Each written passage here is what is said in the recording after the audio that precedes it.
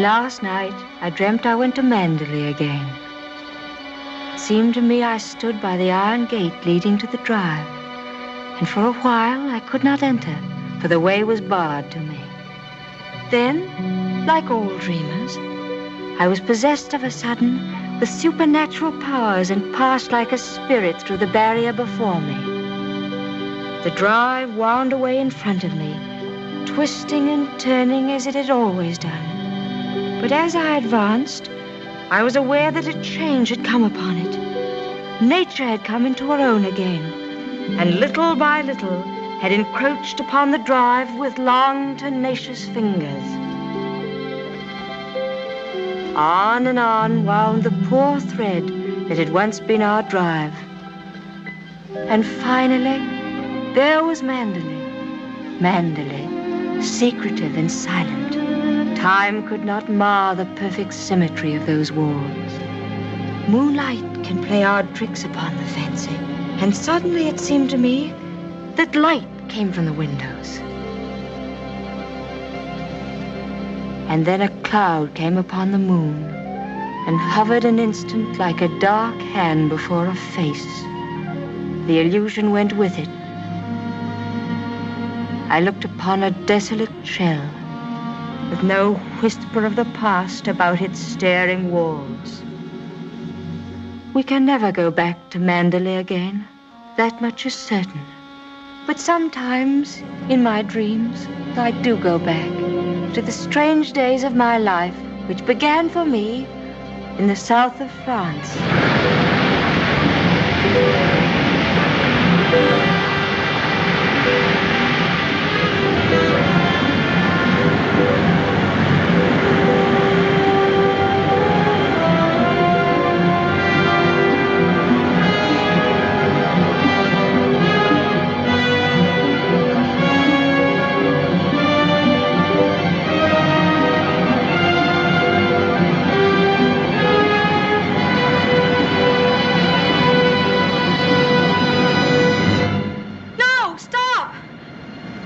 What the devil are you shouting about? Who are you? What are you staring at? I'm sorry, I didn't mean to stare, but I only thought... Oh, you did it. Well, what are you doing here? I was only walking. Well, get on with your walking. Don't hang about here screaming.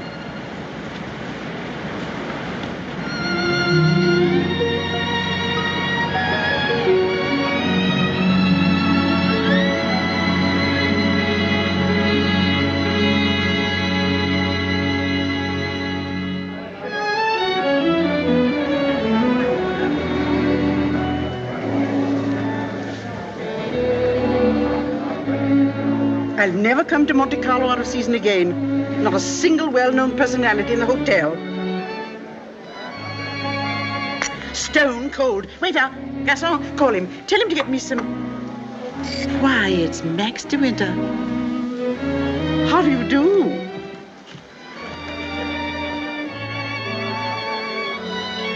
How do you do? I'm Edith Van Hopper. It's so nice to run into you here, just when I was beginning to despair of finding any old friends here in Monte. But do sit down and have some coffee. Mr. De Winter's having some coffee with me. Go and ask the stupid waiter for another cup. I'm afraid I must contradict you. You shall both have coffee with me. Garçon, give me some coffee, please. Cigarette? No, thank you. You know, I recognized you just as soon as you came in, though I haven't seen you since that night at the casino at Palm Beach. Perhaps you don't remember an old woman like me. Are you playing the tables much here at Monte? No, I'm afraid that sort of thing ceased to amuse me years ago. I can well understand that. As for me, if I had a home like Manderley, I should certainly never come to Monte. I hear it's one of the biggest places in that part of the country, and you just can't beat it for beauty. What do you think of Monte Carlo? Or don't you think of it at all? Oh, well, I think it's rather artificial. She's spoiled, Mr. De Winter. That's her trouble. Most girls will give their eyes for a chance to see Monte. Wouldn't that rather defeat the purpose? Now that we've found each other again, I hope I shall see something of you. You must come and have a drink in my suite. I hope they've given you a good room. The place is empty, so if you're uncomfortable, mind you make a fuss. Your valet is unpacked for you, I suppose. I'm afraid I don't possess one. Perhaps you'd like to do it for me. Well, I hardly think... perhaps you could make yourself useful to Mr. De Winter if he wants anything done. You're a capable child in many ways. That's a charming suggestion, but I'm afraid I cling to the old motto. He travels fastest who travels alone. Perhaps you've not heard of it. Good night.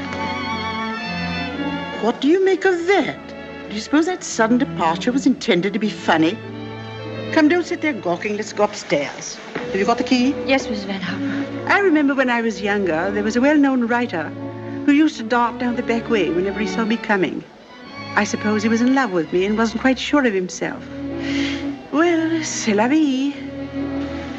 By the way, my dear, don't think that I mean to be unkind, but you were just a teeny-weeny bit forward with Mr. De Winter.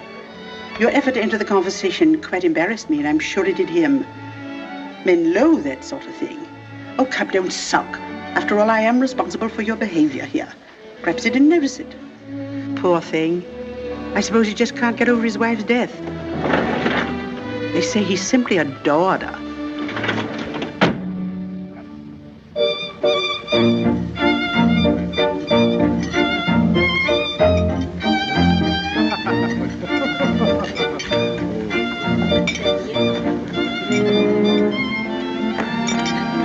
Louis, go ahead, come on. Oh, how awkward of me. What a stupid thing to do. Oh, I'm so sorry. Please don't bother. It doesn't really matter. Oh, leave that, leave that. Go and lay another place at my table. Mademoiselle will have lunch with me. Oh, but I couldn't possibly. Why not? Oh, well, please don't be polite. It's very kind of you, but I'll be all right if they just change the cloth. I wasn't being polite. I should have asked you to have lunch with me, even if we hadn't upset the vase so clumsily. Come along. We needn't talk to each other if we don't feel like it. Well, thank you very much.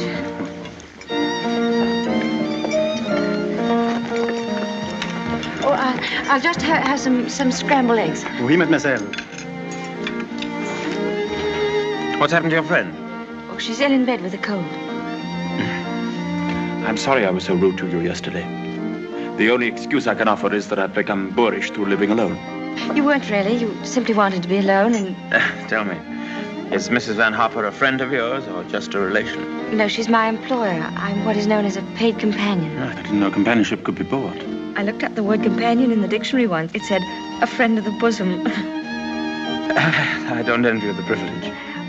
Well, she's very kind, really, and I have to earn my living. Haven't you any family? No, my mother died years and years ago, and then there was only my father, and he died last summer. And then I took this job. How rotten for you. Yes, it was rather, because, you see, we got on so well together. You and your father? Yes, he was a lovely person, very unusual. What was he? A painter. Ah, was he a good one? Well, I thought so, but people didn't understand him. Yes, that's often the trouble. He painted trees. At least it was one tree. You mean you painted the same tree over and over again? Yes, you see, he had a theory that if you should find one perfect thing or place or person, you should stick to it. Do you think that's very silly? Not at all. I'm a firm believer in that myself. And what did you find to do with yourself while he was painting his tree? Well, I sat with him and I sketched a little. I don't do it very well, though. Oh, you're going sketching this afternoon? Yes. Where? I haven't made up my mind. I'll drive you somewhere in the car. Oh, no, please, I didn't mean... Oh, nonsense. Finish up that mess and we'll get along. Thank you, it's very kind of you, but I'm not very hungry. Oh, come on, eat it up like a good girl.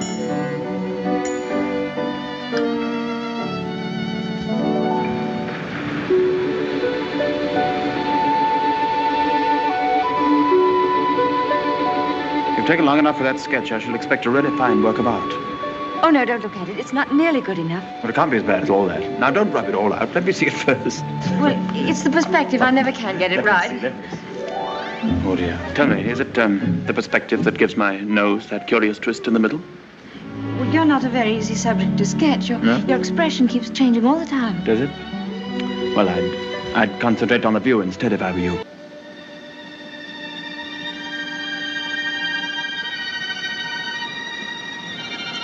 We're lucky not to be home during the bad weather, aren't we? I can't ever remember enjoying swimming in England till June, can you? The water's so warm here that I could stay in all day. There's a dangerous undertow, and there's a man drowned here last year. I never have any fear of drowning, have you?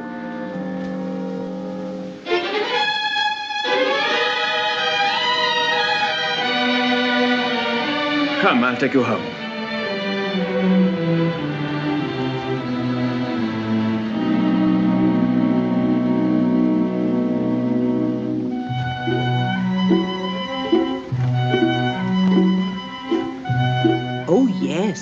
I know Mr. DeWitt well. I knew his wife, too. Before she married, she was the beautiful Rebecca Hildreth, you know.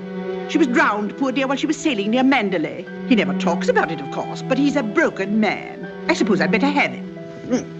Wretched stuff. Give me a chocolate, quick. Oh, there you are. It's about time. Hurry up. I want to play some rummy.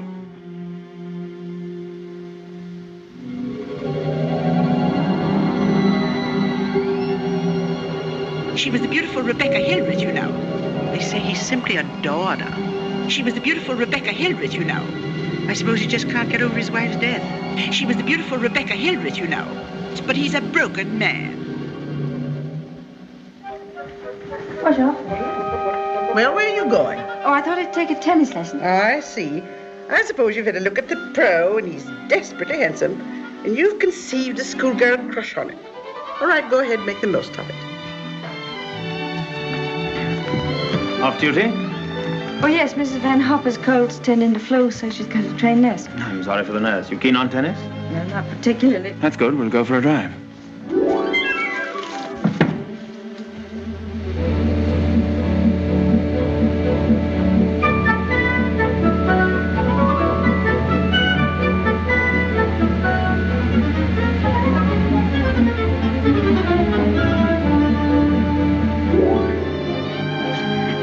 Good afternoon, Mrs. Van Hoff. How are you feeling? You got on rather well with him, didn't you? That pro must have been teaching you other things than tennis. Hurry up, I want you to make some calls. Wonder if Mr. DeWitt is still in the hotel.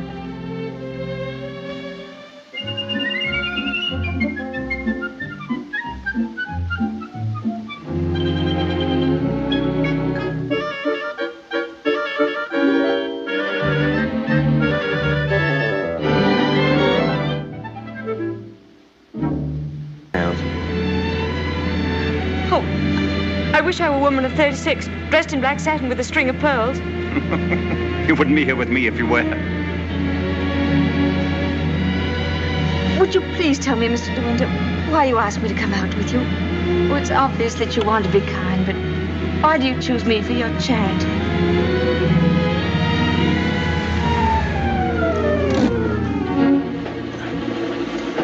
I asked you to come out with me because I wanted your company. You've blotted out the past for me more than all the bright lights of Monte Carlo. But if you think I just asked you out of kindness or charity, you can leave the car now and find your own way home. Go on, open the door and get out.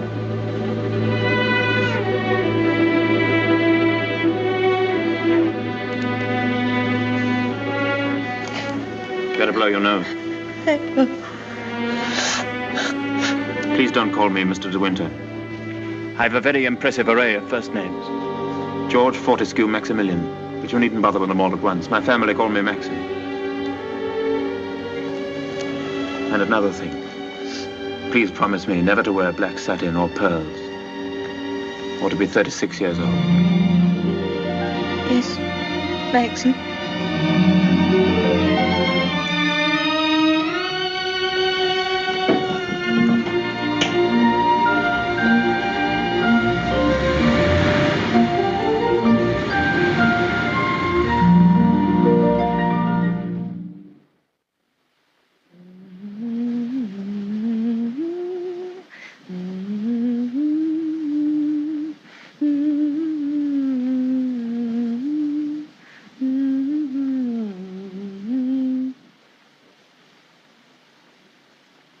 For the love of Pete! Come here! What do you think? My daughter's engaged to be married. Oh, really? How nice. We must leave for New York at once. Get reservations on the Aquitania, and we'll take the 12:30 train for Cherbourg. Hurry up and get in a maid to help with the packing. We've no time to waste. Go on and do dawdle. Mr. De Winter, please. Oh, he's gone out riding. He won't be back till noon. Oh. Well, give me the porter, please.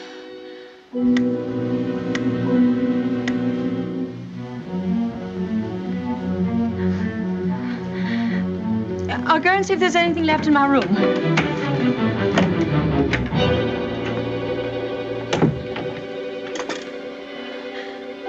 Has Mr. De Winter come in yet? Oh, he has. Would you connect me, please?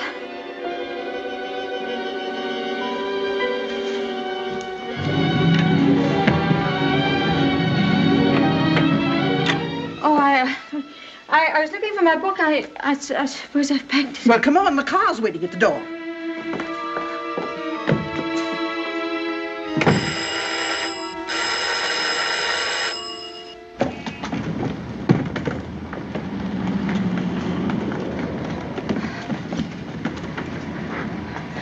I'd like to leave a forwarding address if they happen to find that book. Would you ring Mr. De Winter, please? Yes, madame. 182.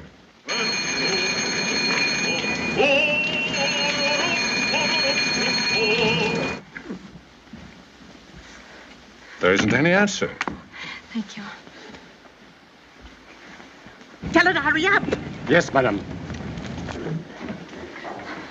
I was looking for Mr. De Winter. Mr. De Winter just ordered breakfast in his room, mademoiselle.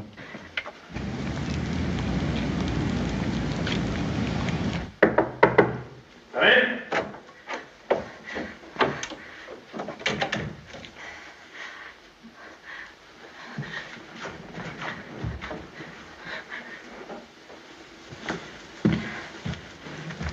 Hello. What are you doing here? Anything the matter? I've come to say goodbye. We're going away. What on earth are you talking about? It's true, we're going now, and I was afraid I wouldn't see you again.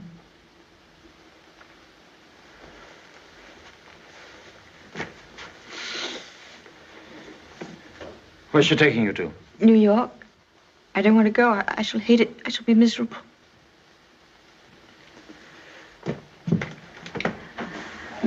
I'll dress in here. I shan't be long. Which would you prefer? New York or Mandalay? Oh, please don't joke about it. Mrs. Van Hopper's waiting, and I'd better say goodbye now. I repeat what I said. Either you go to America with Mrs. Van Hopper, or you come home to Mandalay with me. You mean you want a secretary or something? I'm asking you to marry me, you little fool.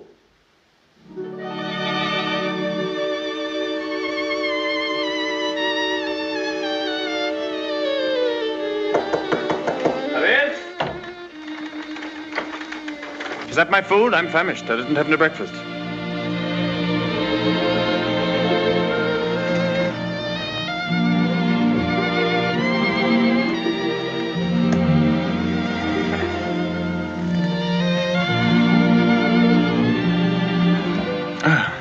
My suggestion didn't seem to go at all well. Sorry. Oh, but you don't understand. It's that well, I'm not the sort of person men marry. What on earth do you mean? I don't belong in your sort of world, for one thing. Well, what is my sort of world? Oh, well, Mandolin, you know what I mean. Well, I'm the best judge of whether you belong there or not. Of course, if you don't love me, that's a different thing. Fine blow to my conceit, that's all. Oh, I do love you. I love you most dreadfully. I've been crying all morning because I thought I'd never see you again.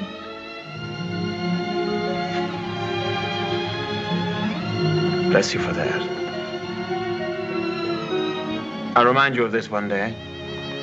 You won't believe me. It's a pity you have to grow up. Oh, now that's settled. You may pour me out some coffee. 2 lumps of sugar and some milk, please. Same with my tea, don't forget.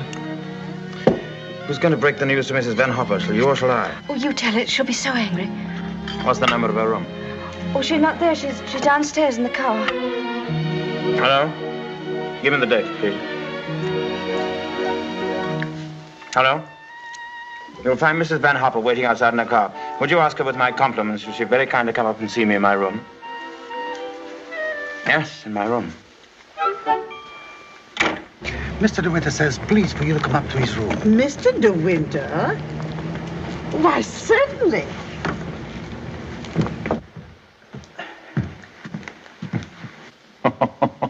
This isn't at all your idea of a proposal, is it? It should be in a conservatory. You in a white frock with a red rose in your hand, and a violin playing in the distance, and I should be making violent love to you behind a palm tree. Poor darling. Never mind. Oh, I don't mind. Don't worry, don't worry. You won't have to say a word. I'm so glad you called me, Mr. De Winter. I was making a hasty departure. It was so rude of me not to let you know. But a cable came this morning announcing that my daughter is engaged to be married. That's rather a coincidence, Mrs. Van Hopper. I asked you up here in order to tell you of my engagement. You don't mean it? Oh, how perfectly wonderful. How romantic. Who is the lucky lady? I apologize for depriving you of your companion in this abrupt way. I do hope it won't inconvenience you too greatly. When did all this happen? Just now, Mrs. Van Hopper. Just a few minutes ago. I simply can't believe it. And I suppose I ought to scold you for not having breathed a word of all of this to me. What am I thinking of? I shall give you both my congratulations and my blessings. I'm very happy for you both. When and where is the wedding to be? Here, as soon as possible. A whirlwind romance. Splendid. I could easily postpone my sailing for a week. This poor child has no mother, so I shall take responsibility for all the arrangements. Trousseau, reception, and everything, and I'll give the bride away. My luggage. Go down and tell the porter to take everything out of the car. Just a minute. We're most grateful, Mrs. Van Hopper, but I think we'd both prefer to have it all as quiet as possible. And I couldn't possibly allow you to change your sailing plans. Oh, but... No. Dear, I'll go down and see that your luggage is brought back. Thank you, Max. So this is what's been happening during my illness. Tennis lessons, my foot. I suppose I have to hand it to you for a fast worker. How did you manage it? Still waters certainly run deep. Tell me, have you been doing anything you shouldn't? I don't know what you mean. Oh, well, never mind. I always did say that Englishmen have strange tastes. But you certainly have your work cut out as Mistress of Manderley. To be perfectly frank with you, my dear, I can't see you doing it. You haven't the experience. You haven't the faintest idea of what it means to be a great lady. Of course, you know why he's marrying you, don't you? You haven't flattered yourself that he's in love with you. Fact is, that empty house got on his nerves to such an extent, he nearly went off his head. He just couldn't go on living alone. You better leave, Mrs. Van Hopper. You'll miss your train.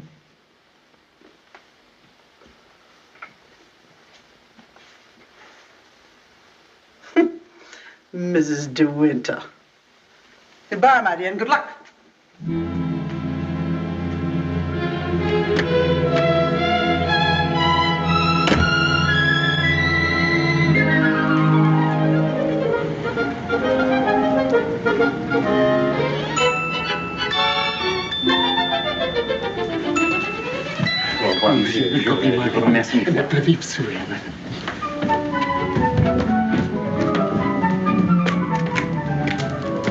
Monsieur, vous avez oublié votre carnet de mariage. Oh, What did he say? he says I've forgotten the proof that we're married. Oh, good heavens.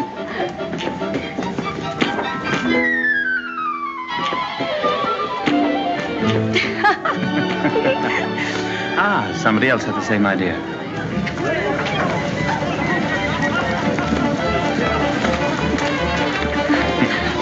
Isn't she sweet? Yes. You'd have liked a bridal veil, wouldn't you? Or at least... Madame, combien ça fait? As-tu le tout, oui. Je vous remercie mille fois. Yes. Oh, Max, you're lovely. Oh, perfectly lovely. Oh, perfectly lovely.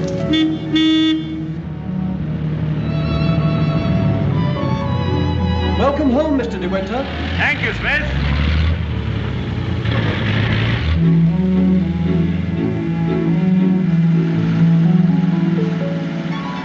Cold, darling? Yes, just a little bit. There's no need to be frightened, you know. Just be yourself and they'll all adore you.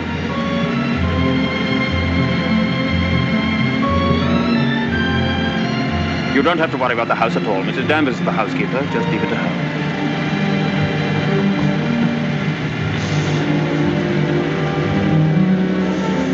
Hello. Starting to rain. Better hurry up. Here, have this. Put it over your head. Thank you.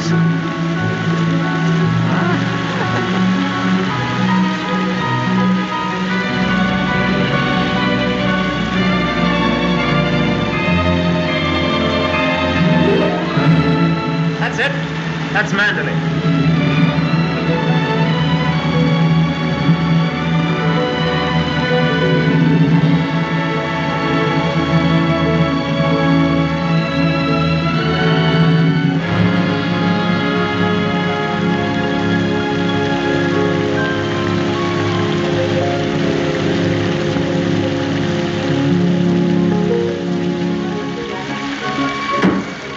Here we are, Frith. Everybody well? Yes, thank you, sir. We're glad to see you home, sir. This is Mrs. De Winter, Frith. How do you do?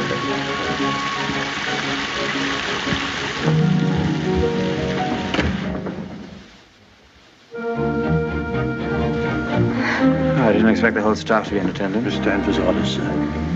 Oh. Sorry about this. Won't take long.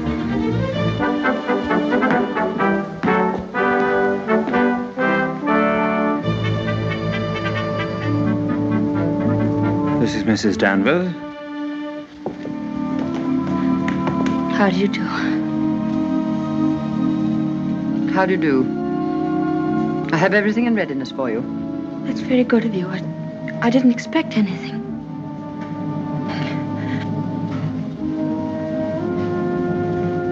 I think we'd like some tea, Frith. Ready in the library, sir. Come along, darling.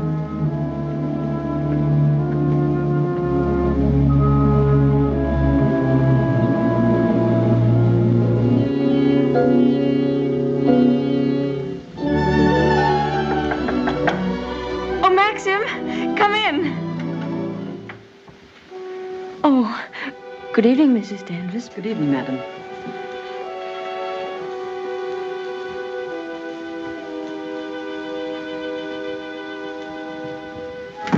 I hope Alice was satisfactory, madam. Oh, yes, thank you. Perfectly. She's the parlor maid. She'll have to look after you until your own maid arrives. Oh, but I haven't a maid. I'm sure Alice will do very nicely. I'm afraid that would not do for very long, madam. It's usual for ladies in your position to have a personal maid.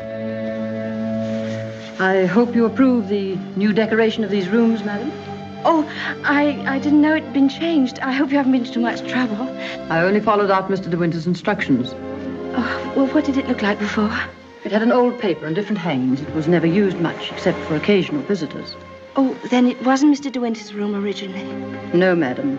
He's never used the east wing before. Of course, there's no view of the sea from here. The only good view of the sea is from the west wing. The room's very charming, and I'm sure I'll be comfortable. If there's anything you want done, madam, you have only to tell me.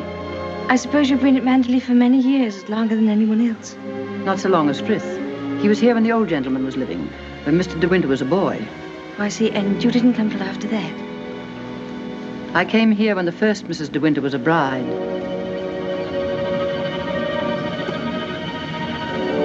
Mrs. Danvers, I do hope we'll be friends. You must be patient with me. This sort of life is new to me, and I do want to make a success of it and make Mr. De Winter happy, so I know I can leave all the household arrangements to you. Very well. I hope I shall do everything to your satisfaction, madam.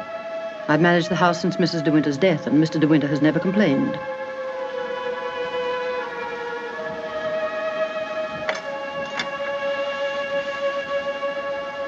I think I'll go downstairs now.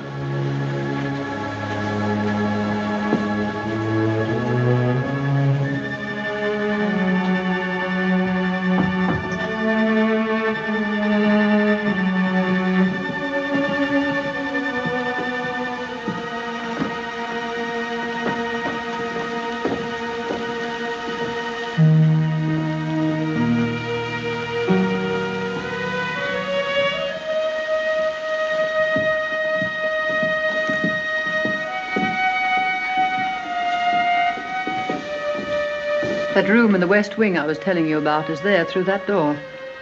It's not used now. It's the most beautiful room in the house. The only one that looks down across the lawns to the sea. It was Mrs. De Winter's room.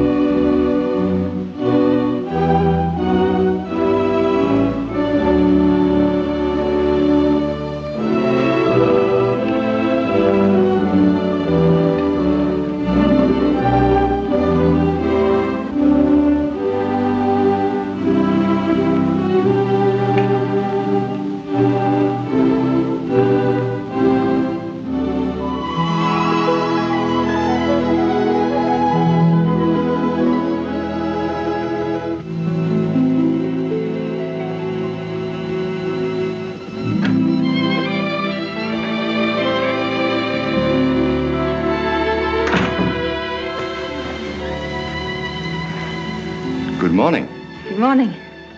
You're Mrs. De Winter, aren't you? Yes. My name's Crawley. I manage the estate for Maxim. Awfully glad to meet you. There's a fearful lot of stuff piled up while Maxim was away. Yes, I'm sure there must have been. I do wish I could help with some of it. Oh, no. Frank never allows anybody to help him. He's like an old mother hen with his bills and rents and taxes. Come on, Frank, we must go over these estimates. I'll get my papers. You'll find quantities of breakfast over there, but you must eat it all or cook will be mortally offended. Well, I'll do my best, Maxim. I have to go over the place with Frank just to make sure that he hasn't lost any of it. You'll be all right, won't you? Mm-hmm. Getting acquainted with your new home. Have a look at the Times. There's a thrilling article on what's the matter with English cricket. Oh, yes. My sister Beatrice and her husband, Giles Lacey, have invited themselves over for lunch. Today? Yes. I suppose the old girl can't wait to look you over. You'll find her very direct. If she doesn't like you, she'll probably tell you so to your face. Don't worry, darling. I'll be back in time to protect you from her. Goodbye, darling. Goodbye, Maxim. Goodbye. Goodbye.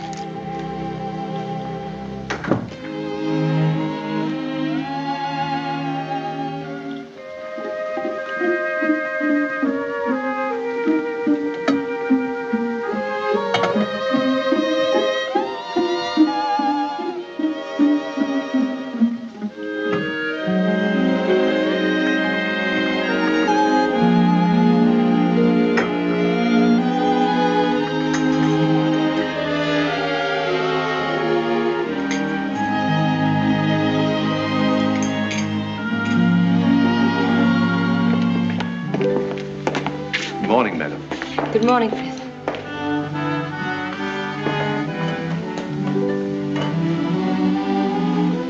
Isn't there anything I could get for you, madam? Oh, no, thank you, Frith. I'm really not very hungry. Thank you. The paper, madam? Oh, yes, thank you, Frith.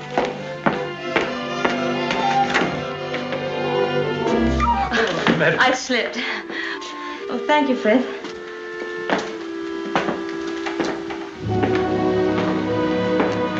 Big, isn't it? Yes, madam. Adelaide is a big place. This was the banquet hall in the old days. It is still used on great occasions, such as a big dinner or a ball. And the public is admitted here, you know, once a week. That's nice.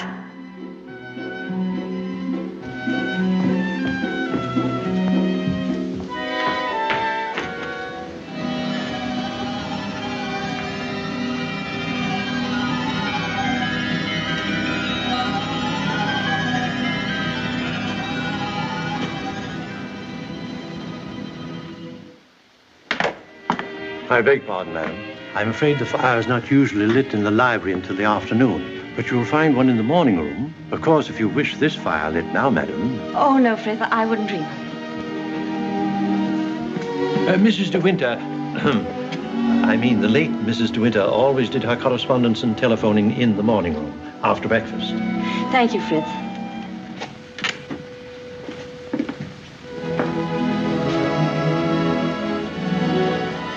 Is anything wrong, madam? Oh, no.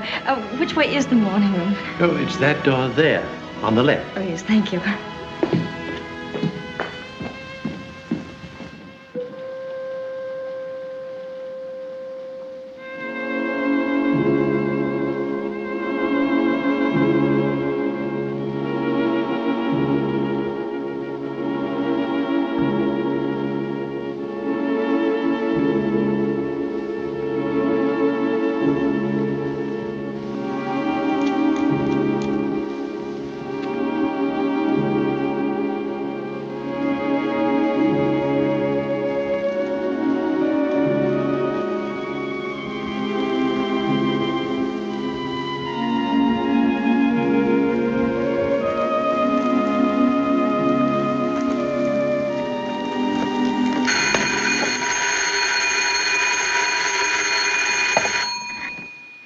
Mrs. De Winter?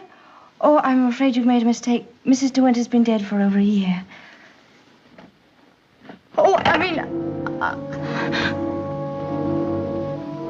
Oh. That was the house telephone, madam. Probably the head gardener wishing instructions. Did you want to see me, Mrs. Danvers? Mr. De Winter informed me that his sister, Mrs. Lacey, and Major Lacey are expected for luncheon. I'd like to know if you approve of the menu. Oh, well, I'm sure it's very suitable, very nice indeed. You'll notice, madam, that I've left a blank space for the sauce. Mrs. De Winter was most particular about sauces. Let's have whatever you think that Mrs. De Winter would have ordered. Thank you, madam. When you've finished your letters, Robert will take them to the post. My letters? Oh, yes, of course. Thank you, Mrs. Danvers.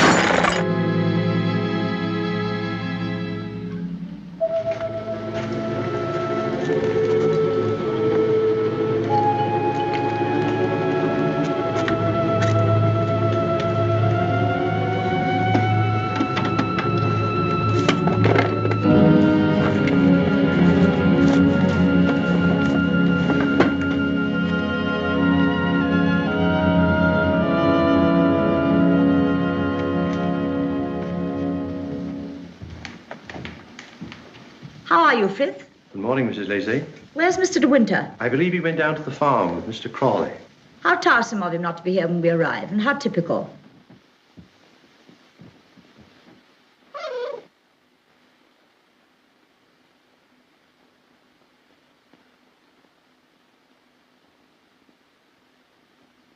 I must say old Danvers keeps the house looking lovely.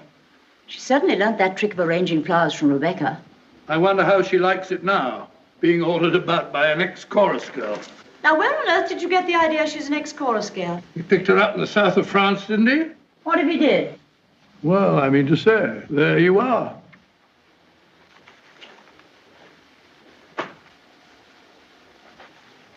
How do you do? I'm Maxim's wife. How do you do? Well, I must say you're quite different from what I expected. Oh, but Cecilia, she's exactly what I told you she'd be. Well, how do you like Mandler? Very beautiful, isn't it? And how do you get along with Mrs. Danvers? Well, I've never met anyone quite like her before. You mean she scares you? She's not exactly an oil painting, is she? Giles, you're very much in the way here. Go somewhere else. Well, I'll try and find Maxim, shall I? Giles? I didn't mean to say anything against Mrs. Danvers. Oh, there's no need for you to be frightened of her. But I shouldn't have any more to do with her than you can help. Shall we sit down? Oh, yes, please. You see, she's bound to be insanely jealous at first. And she must resent you bitterly. Why should she? Don't you know? I should have thought Maxine would have told you. She simply adored Rebecca.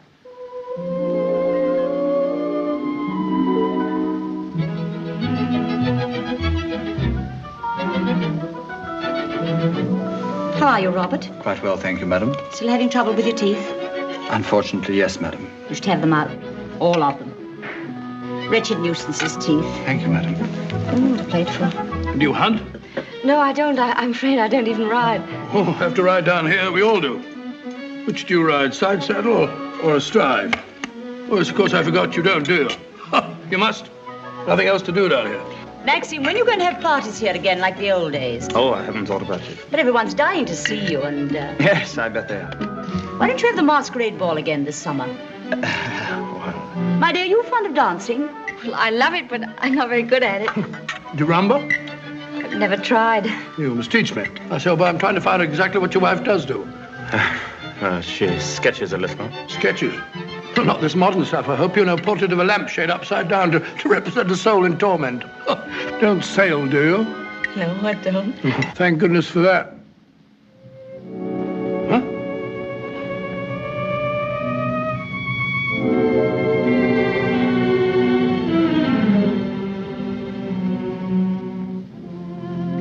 You're very much in love with Maxim, aren't you? Yes, I can see you are. Don't mind my saying so, but why don't you do something about your hair? Why don't you have it cut or sweep it back behind your ears? Oh, no, that's worse. What does Maxim say about it? Does he like it like that? Well, he never mentions it. Oh, well, don't go by me. I can see by the way you dress you don't care a hoot how you look. But I wonder Maxim hasn't been at you. He's so particular about clothes. I don't think he ever notices what I wear. Oh, well, he must have changed a lot then. You mustn't worry about old Maxim and his moves. One never knows what goes on in that quiet mind of his. Often he gets into a terrible rage. And when he does... But I don't suppose he'll lose his temper with you. You seem such a placid little thing. Come along, old girl. We've got to be on the first tee at 3 o'clock. All right, I'm coming. Well, goodbye, Maxim, old boy. Goodbye, Giles. Thanks for coming, old boy. Goodbye, my dear. Forgive me for asking you so many rude questions. We both really hope you'll be very happy. Thank you, Beatrice. Thank you very much. And I must congratulate you upon the way Maxim looks. We were very worried about him this time last year. But then, of course, you know the whole story. Goodbye, Beatrice. Goodbye, old boy. Yes, there is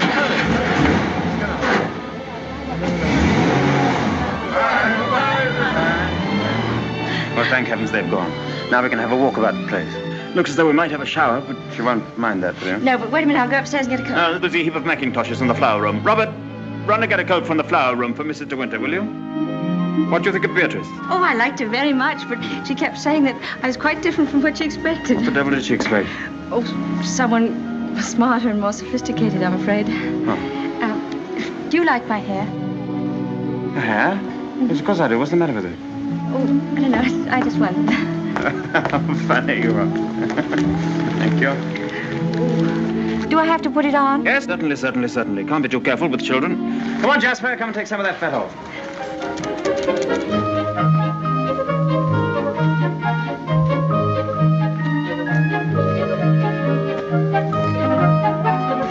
Jasper! Here, not that way. Come here. Where does that lead to?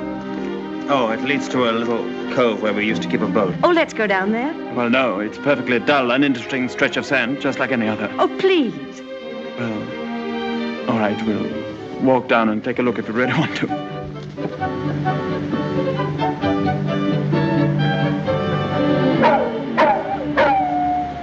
That's Jasper. There must be something wrong. Perhaps he's hurt himself. No, he's all right. Leave him alone. Don't you think I'd better go and see? Don't bother about him, I tell you. He can't come to any harm. He'll find his own way back.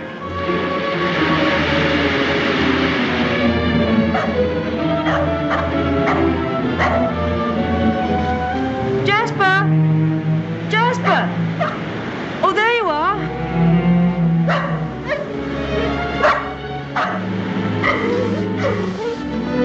What do you want in there, Jasper? Come on. Let's go home. Jasper!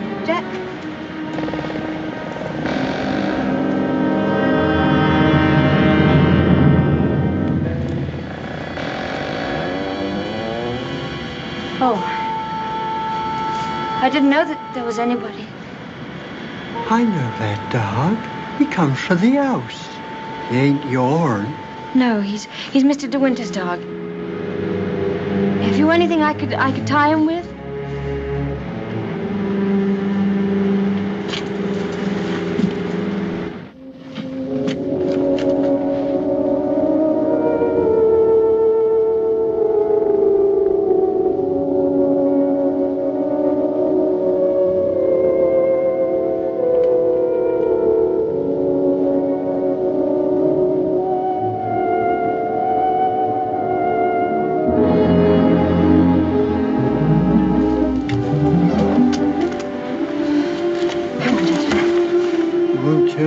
You saw me in there, will you? Don't you belong on the estate? I wasn't doing nothing. I was just putting Michelle's away. She's gone in the sea, ain't she? She'll never come back no more. No, she'll never come back. Come on, Jasper.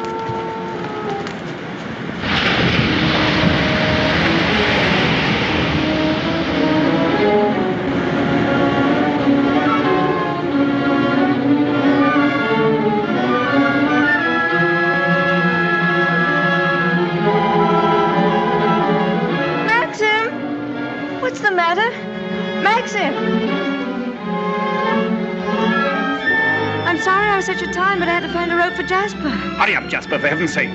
Please wait for me. Maxim, what did you do? You look so angry. You know I didn't want you to go there, but you deliberately went. Why not? There was only a cottage down there and a strange man who was... You didn't go into the cottage, did you? Yes, the door... Well, don't go there again, do you hear? Why not? Because I hate the place, and if you had my memories, you wouldn't go there or talk about it or even think about it. What's the matter? Oh, I'm sorry, please. We should have stayed away. We should never have come back to Manderley. Oh, what a fool I was. I made you unhappy. Somehow I've hurt you. Oh, I can't bear to see you like this. Because I love you so much. Do you? Do you?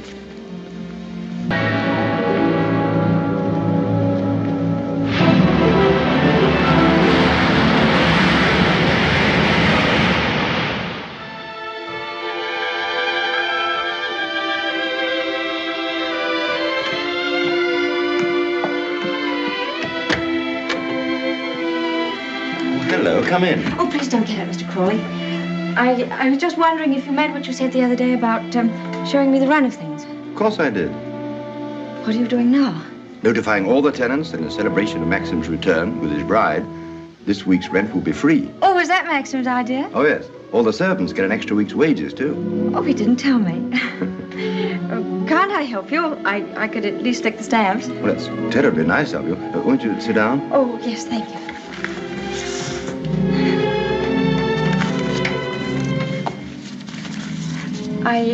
I was down at the cottage on the beach the other day. There was a man there, a queer sort of person. Jasper kept barking at him. Oh, yeah. Must have been Ben. Excuse me. He's quite harmless. We give him odd jobs now and then. That cottage place seemed to be going to rack and ruin. Why isn't something done about it? Well, I think if Maxim wanted anything done about it, he'd tell me. Are those all Rebecca's things down there? Yes. Yes, they are. What did she use the cottage for? The boat used to be moored near there. What boat? What happened to it? Was that the boat she was sailing in when she was drowned? Yes. Capsized and sank. She was washed overboard. Wasn't she afraid to go out like that alone? She wasn't afraid of anything. Where did they find her? Near Edgecombe. About 40 miles up channel, about 2 months afterwards. Maxim went up to identify her. It was horrible for him. Yes, it must have been. Mr. Crawley, please don't think me morbidly curious. It isn't that. It's just that I feel at such a disadvantage. All the time, whenever I meet anyone, Maxim's sister or even the servants, I know they're all thinking the same thing. They're all comparing me with her, with Rebecca. Oh, you mustn't think that. I can't tell you how glad I am that you married Maxim. It's going to make all the difference to his life. And from my point of view, it's very refreshing to find someone like yourself who's not entirely in tune, shall we say, with Manderley. That's very sweet of you.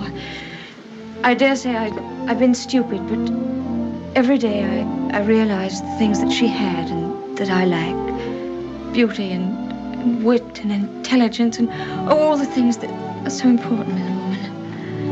You have qualities that are just as important. More important, if I may say so. Kindness and sincerity and, if you'll forgive me, modesty mean more to a husband than all the wit and beauty in the world. We none of us want to live in the past. Maxim least of all. It's up to you, you know, to lead us away from it. I promise you I won't bring this up again, but before we end this conversation, would you answer just one more question? If it's something I'm able to answer, I'll do my best. Tell me, what was Rebecca really like?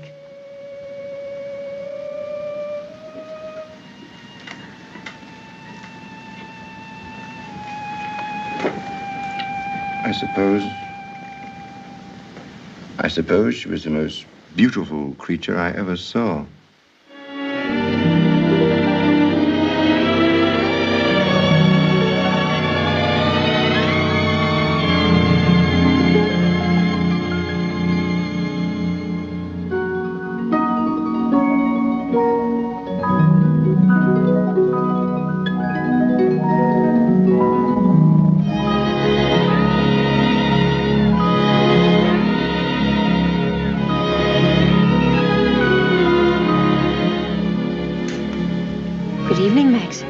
So, the films of the honeymoon have arrived at last. We timed, you think, before dinner?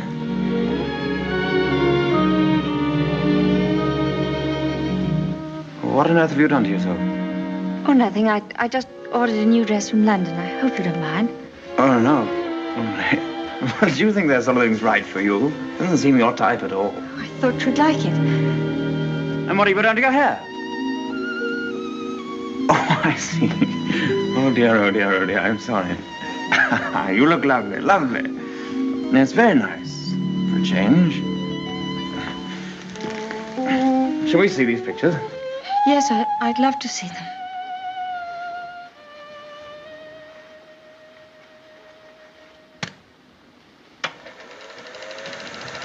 Ah, look now. Oh, look at that. Wasn't it wonderful, darling? Can't we go back there someday? Yes, of course, of course. Ah, look at you. Won't our grandchildren be delighted when they see how lovely you were? Oh, look at you. Yes. I like that. Look at that. That's very nice. Oh, remember that. Yes. Oh, I wish our honeymoon could have lasted forever, Maxim. Oh, dash it, look. Oh, hang it. Threaded it up wrong as usual or something. Yes, Frith, what is it? Excuse me, sir. May I have a word with you? Yes.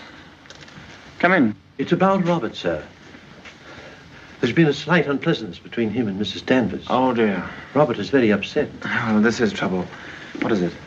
It appears that Mrs. Danvers has accused Robert of stealing a valuable ornament from the morning room. Robert denies the accusation most emphatically, sir. What was the thing, anyway? China Cupid, sir. Oh, dear, that's one of our treasures, isn't it? Well, tell Mrs. Danvers to get to the bottom of it somehow and tell her I'm sure it wasn't Robert. Very good, sir. Why do they come to me with these things? That's your job, sweetheart. Maxim, I wanted to tell you, but, well, I forgot. The fact is, I broke the China Cupid. You broke it? Now, why on earth didn't you say something about it when Frith was here? I don't know. I didn't like to. I was afraid he'd think me a fool. Well, he'll think you much more of a fool now. You'll have to explain to him and Mrs. Danvers. Oh, no, Maxim, you do it. I'll go upstairs. Don't be such a little idiot, darling. Anybody would think you were afraid of them. It's all a mistake, Mrs. Danvers. Apparently, Mrs. De Winter broke the cupid herself and forgot to say anything about it. I'm so sorry. I never thought that I'd get Robert into trouble. Is it possible to repair the ornament, madam? No, I'm afraid it isn't. It was smashed into pieces. What did you do with the pieces? Well, I put them at the back of one of the drawers in the writing desk. Well, it looks as though Mrs. De Winter were afraid you were going to put her in prison, doesn't it, Mrs. Danvers? Well, never mind. Do what you can to find the pieces, see if they can be mended, and above all, tell Robert to dry his tears. I shall apologize to Robert, of course. Perhaps if such a thing happens again, Mrs. De Winter will tell me personally. Yes, all right. Thank you, Mrs. Danvers.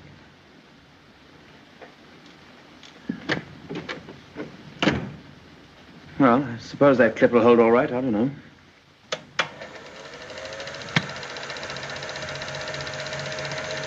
I'm awfully sorry, darling. It was very careless of me.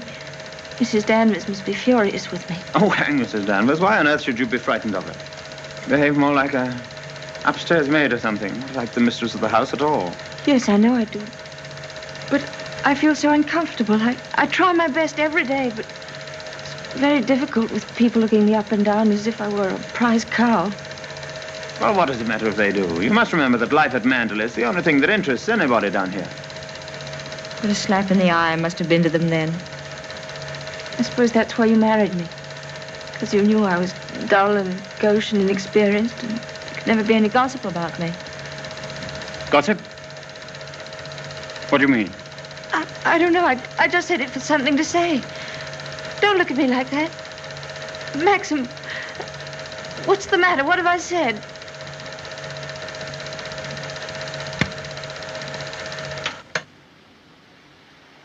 Wasn't a very attractive thing to say, was it?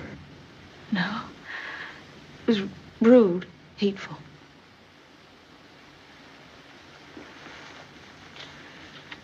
I wonder if I did a very selfish thing in marrying you. How do you mean? I'm not much of a companion to you, am I? You don't get much fun, do you? You ought to have married a boy. Someone of your own age. Maxim, why do you say this? Of course we're companions. Are we? I don't know. I'm very difficult to live with. No, you're not difficult. You're easy, very easy. Our marriage is a success, isn't it? A great success. We're happy, aren't we? Terribly happy.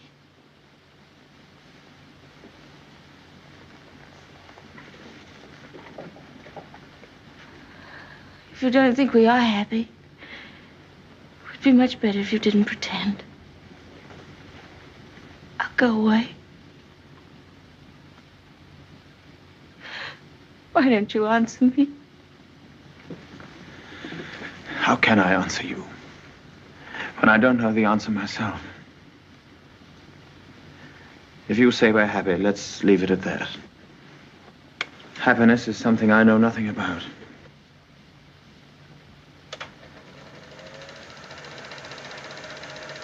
Oh, look. There's the one when I left the camera running on the tripod, remember?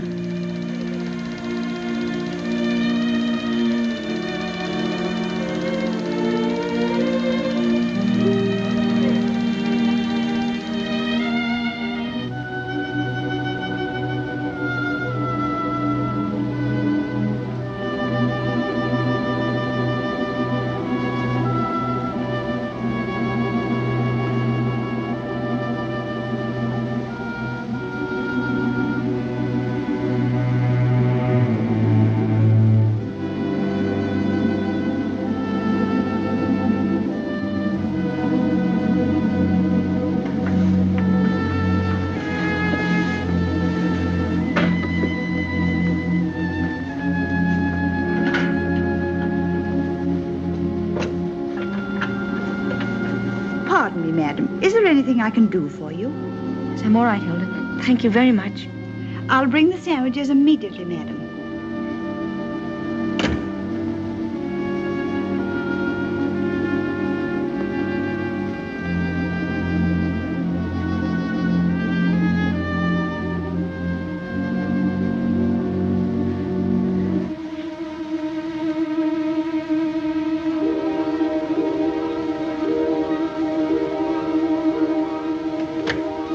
Hilda. Yes, madam? The West Wing. Nobody ever uses it anymore, do they? No, madam. Not since the death of Mrs. De Winter.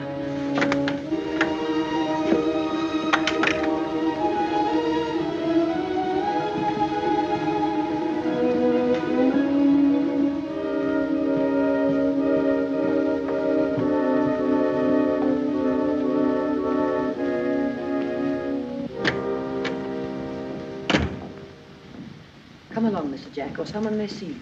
Well, Danny, old Harvey, it's been good to see you again. It's been simply breathless to pick up all the news. I really don't think it's wise for you to come here, Mr. Jack. Jasper, come here. Oh, nonsense, nonsense. It's just like coming back home. Quiet, Mr. Jack. Yes, and we must be careful not to shock Cinderella, mustn't we? She's in the morning room.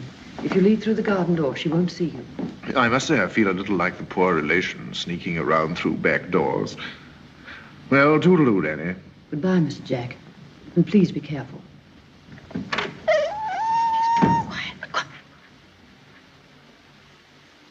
Looking for me?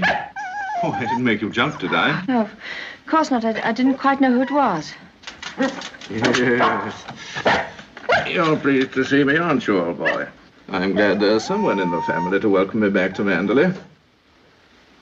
And, how is dear old Max? Very well, thank you. I hear he went up to London, left his little bride all alone. It's too bad. Isn't he rather afraid that somebody might come down and carry you off? Danny, all your precautions were in vain. The mistress of the house was hiding behind the door. Oh, what about presenting me to the bride? This is Mr. Favell, madam. How do you do? How do you do? Well, won't you have some tea or something? Well, now, isn't that a charming invitation? I've been asked to stay to tea, Danny, and I have a good mind to accept. Oh, well, perhaps you're right. Pity, just we're getting on so nicely. We mustn't lead the young bride astray, must we, Jasper? Goodbye. It's been fun meeting you. Oh, and by the way, It would be very decent of you if you didn't mention this little visit to your revered husband. He doesn't exactly approve of me. Very well. That's very sporting of you. I wish I had a young bride of 3 months waiting for me at home. I'm just a lonely old bachelor. Fare thee well. Oh, and I know what was wrong with that introduction. Danny didn't tell you, did she? I am Rebecca's favorite cousin. Toodaloo.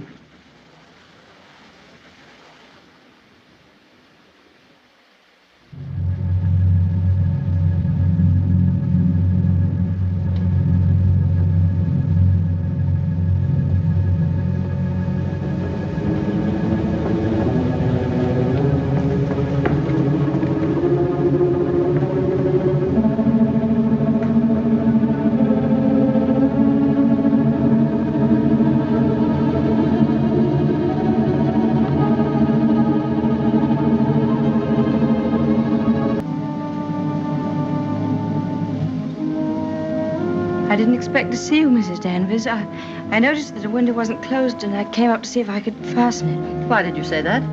I closed it before I left the room. You opened it yourself, didn't you? You've always wanted to see this room, haven't you, madam? Why did you never ask me to show it to you?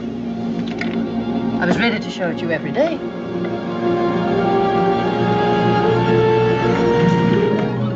It's a lovely room, isn't it? Loveliest room you've ever seen. Everything is kept just as Mrs. De Winter liked it. Nothing has been altered since that last night. Come, I'll show you her dressing room. This is where I keep all her clothes. You would like to see them, wouldn't you? Go over to the dressing table.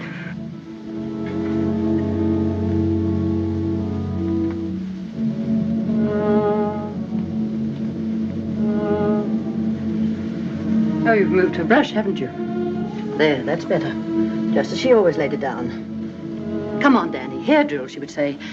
I'd stand behind her like this and brush away for 20 minutes at a time. And then she would say, "Good night, Danny," and step into her bed.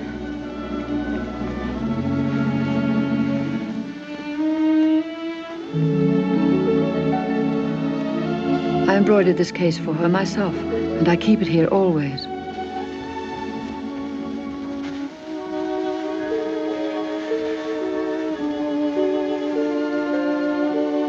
Did you ever see anything so delicate?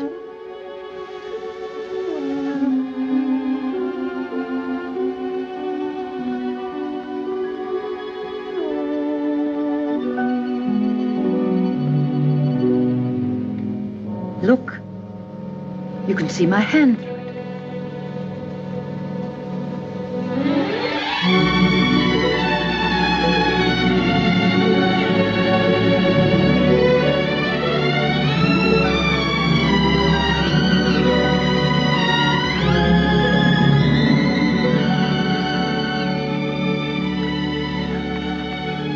You wouldn't think she'd been gone so long, would you?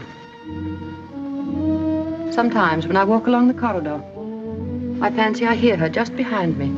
That quick, light step. I couldn't mistake it anywhere. It's not only in this room. It's in all the rooms in the house. I can almost hear it now. Do you think the dead come back and watch the living? I don't believe it. Sometimes. I wonder if she doesn't come back here to Manderley. Watch you and Mr. De Winter together. You look tired. Why don't you stay here a while and rest? And listen to the sea. So soothing. Listen to it.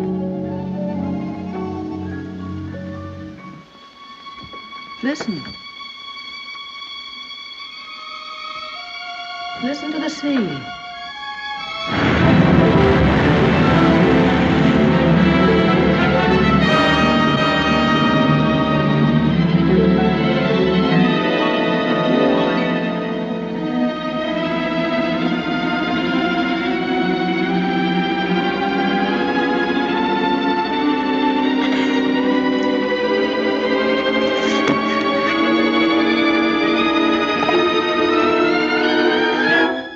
Mrs. Danvers. I wish to see her immediately.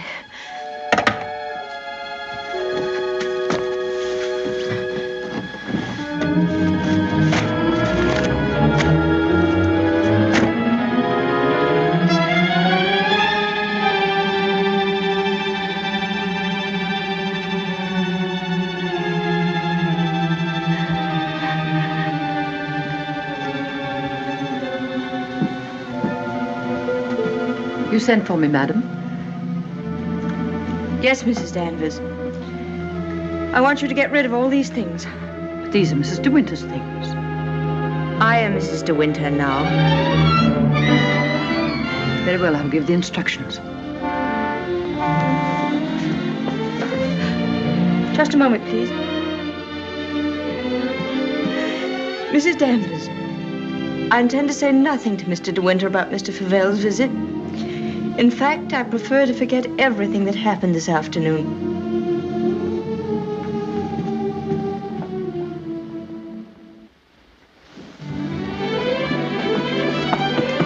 Maxim, you were gone all day. Choking. Oh. Well. What have you been doing with yourself? Oh, I've been thinking. Oh, what do you want to do that for? Oh, come in here and I'll tell you. Darling, could we have a costume ball, just as you used to? Now, what put that into your mind? Has Beatrice been at you? No, but I feel that we ought to do something to make people feel that Mandalay is just the same as it always was. Oh, please, darling, could we? You don't know what it would mean, you know. You would have to be a hostess to hundreds of people. All the county. And a lot of young people will come up from London and turn the house into a nightclub. Oh, yes, but I want to. Oh, please. I've never been to a large party, but I could learn what to do, and I promise you, you wouldn't be ashamed of me.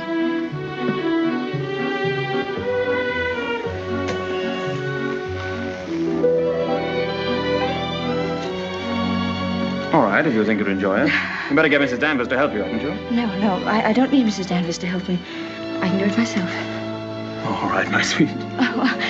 Thank you, darling. Thank you. Well, what will you go as? Oh, I never dress up. That's the one privilege I claim as the host. What will you be, Alice in Wonderland with that ribbon around your hair? No, I won't tell you. I'll design a costume all by myself and give you the surprise of your life.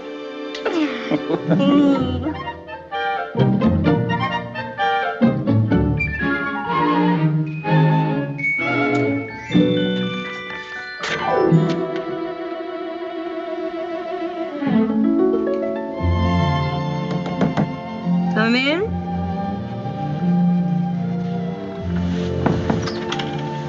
Robert found these sketches in the library, madam. Did you intend throwing them away? Yes, Mrs. Danvers, I did.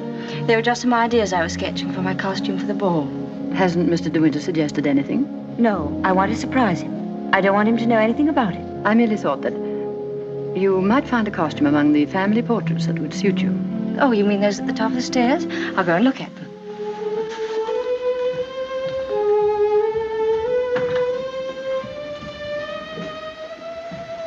This one, for instance. It might have been designed for you. I'm sure you could have it copied.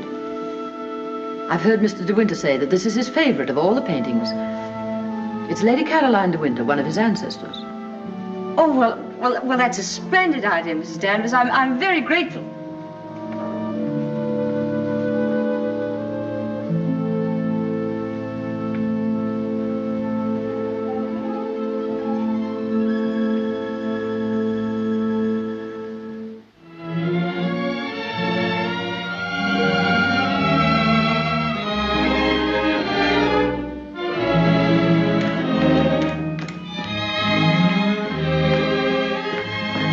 Everything under control, Frith? Yes, sir. Thank you. Excuse me, sir. Are you supposed to be a schoolmaster? Oh, no. This is just my old cap and gown. Certainly makes a very nice costume, sir. And economical, too. Yes, that was the idea.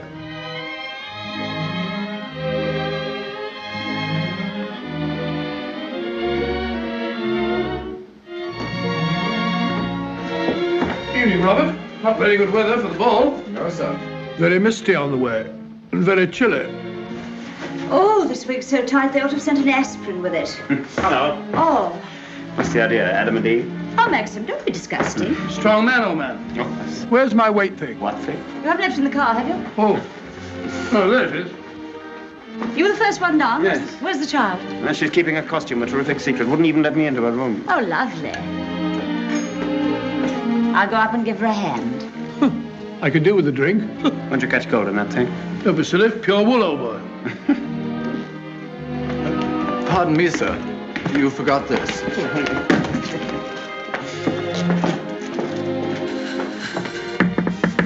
Here I am, dear. It's Bee. I've come to give you a hand. Oh, please don't come in, Beatrice. I don't want anyone to see my costume. Oh. Oh, well, you won't be long, will you? Because the first people will be arriving any moment. Now, you're sure that's where that should be? Yes, madam, it's just right. Oh, isn't it exciting? Indeed it is, madam. I've always heard of the Mandalay Ball, and now I'm really going to see one. Sure there'll be no one there to touch you, madam. Do you really think so? Now, where's my fan? Now, you're sure I look all right? You look ever so beautiful. Well, here goes.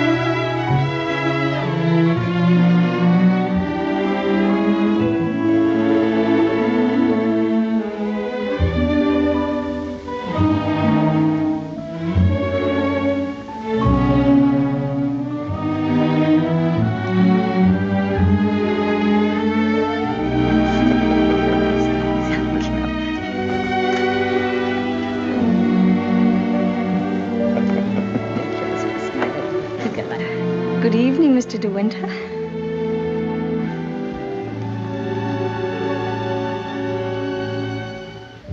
What the devil do you think you're doing? But it's the picture, the one in the gallery. What is it? What have I done? Go and take it off. Doesn't matter what you put on, anything will do. What are you standing there for? Didn't you hear what I said? Sir George and Lady Moore. Dudley Tennant, Admiral and Lady Burbank.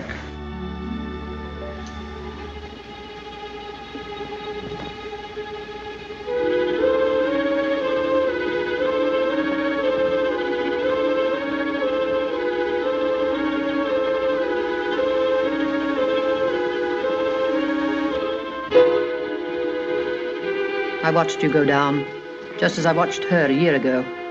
Even in the same dress, you couldn't compare. You knew it. You knew that she wore it, and yet you deliberately suggested I wear it. Why do you hate me? What have I done to you that you should ever hate me so? You tried to take her place. You let him marry you. I've seen his face, his eyes. They're the same as those first weeks after she died. I used to listen to him, walking up and down, all night long, night after night, thinking of her, suffering torture because he'd lost her. I don't want to know. I don't want to know. You thought you could be Mrs. De Winter, live in her house, walk in her steps, take the things that were hers, but she's too strong for you. You can't fight her. No one ever got the better of her, never, never. She was beaten in the end, but it wasn't a man, it wasn't a woman. It was the sea. Oh, stop it, stop it, oh, stop it.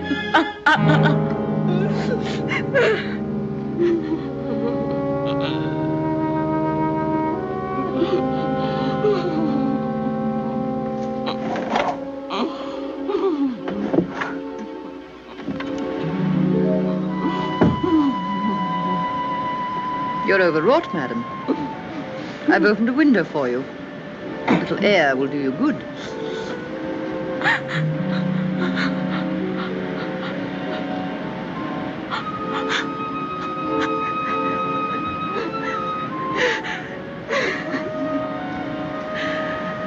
Why don't you go?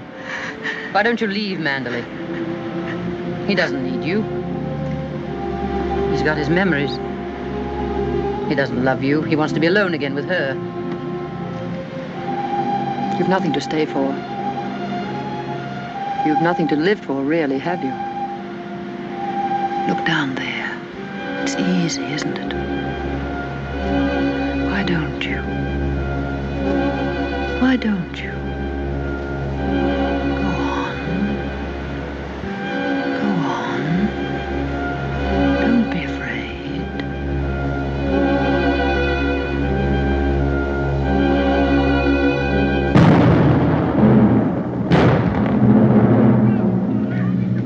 Shipwreck!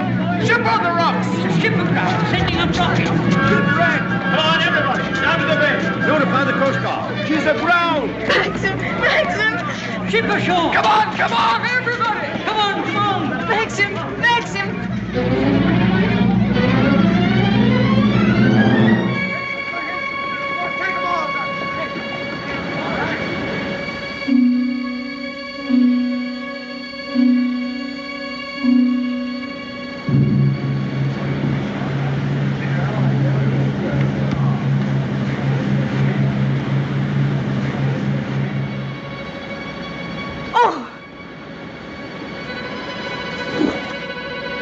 Ben, have you seen Mr. De Winter anywhere? She won't come back, will she? You said so. Who, Ben? What do you mean? Ah, the other one.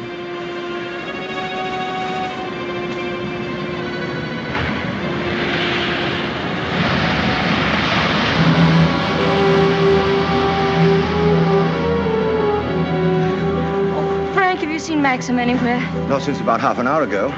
I thought he'd gone up to the house. No, he hasn't been in the house at all, and I'm afraid something might have happened to him. Frank, what's the matter? Is anything wrong? There is something wrong. Well, the diver who went down to inspect the bottom of the ship came across the hull of another boat. A little sailboat. Frank, is it? Yes. It's Rebecca's. How did they recognize it? It was a local man. Knew it instantly. It'll be so hard on poor Maxim. Yes. It's going to bring it all back again. And worse than before. Why did they have to find it? Why couldn't they have left it there in peace at the bottom of the sea? Why, better get along and arrange some breakfast for the men. All right, Frank, I'll go and look for Maxim.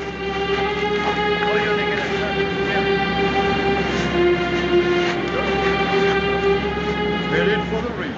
Runs out right away.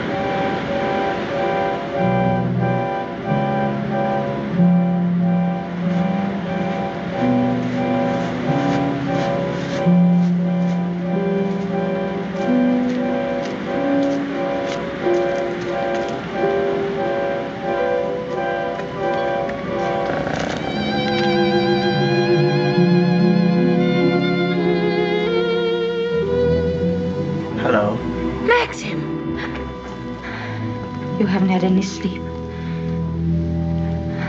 Have you forgiven me? Forgiven you?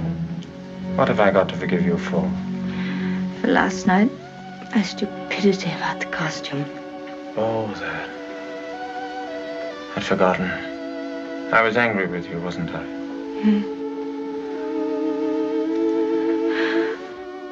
Maxim, can't we start all over again? I don't ask that you should love me. I won't ask impossible things. I'll be your friend, your companion. I'll be happy with that.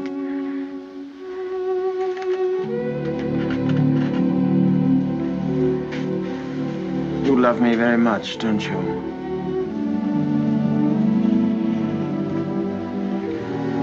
But it's too late, my darling. We've lost our little chance of happiness.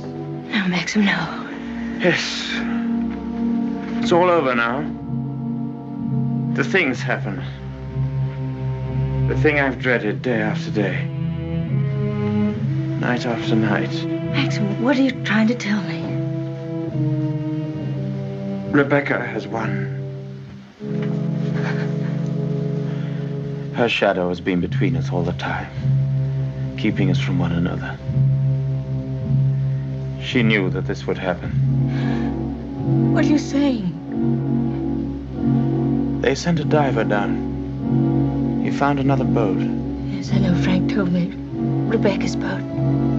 Oh, it's terrible for you. I'm so sorry. The diver made another discovery. He broke one of the ports and looked into the cabin. There was a body in there. And she wasn't alone. There was someone sailing with her, and you have to find out who it was. That's it, isn't it, Maxim? You don't understand. There was no one with her. It's Rebecca's body lying there on the cabin floor. The woman that was washed up at Edgecombe.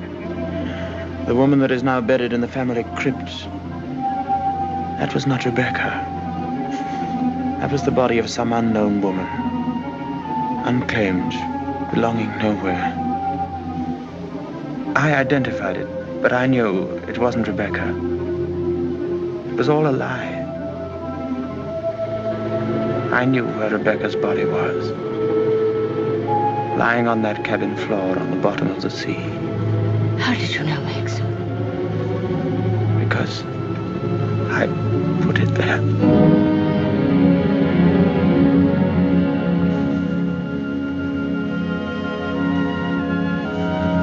Will you look into my eyes and tell me that you love me now?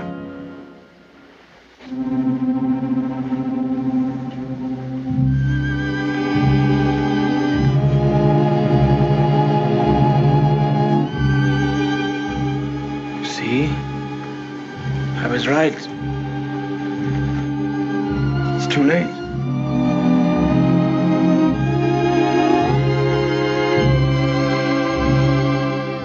No, it's not too late. You're not to say that. I love you more than anything in the world. Oh, please, Maxim, kiss me, please. No. It's no use. It's too late. Oh, we can't lose each other now. We must be together always. No secrets, no shadows. We may only have a few days. A few hours. Maxim, why didn't you tell me before? Yeah, you did sometimes, but you never seemed close enough. How could we be close when I knew you were always thinking of Rebecca? How could I even ask you to love me when I knew you loved Rebecca still? What are you talking about? What do you mean? Whenever you touched me, I knew you were comparing me with Rebecca. Whenever you looked at me, or spoke to me, or walked with me in the garden, I knew you were thinking, this I did with Rebecca, and this, and this. Oh, it's true, isn't it? You thought I loved Rebecca? You thought that? I hated her.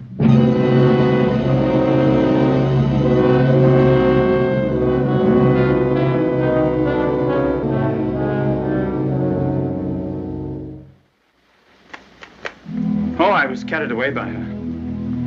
Enchanted by her, as everyone was. And when I was married, things I'll never tell a living soul. I wanted to kill her. It would have been so easy. Remember the precipice? I frightened you, didn't I? You thought I was mad. Perhaps I was. Perhaps I am mad. It wouldn't make for sanity, would it? Living with the devil. I'll make a bargain with you, she said. You'd look rather foolish trying to divorce me now after 4 days of marriage. So I'll play the part of a devoted wife, mistress of your precious Mandalay. I'll make it the most famous showplace in England, if you like.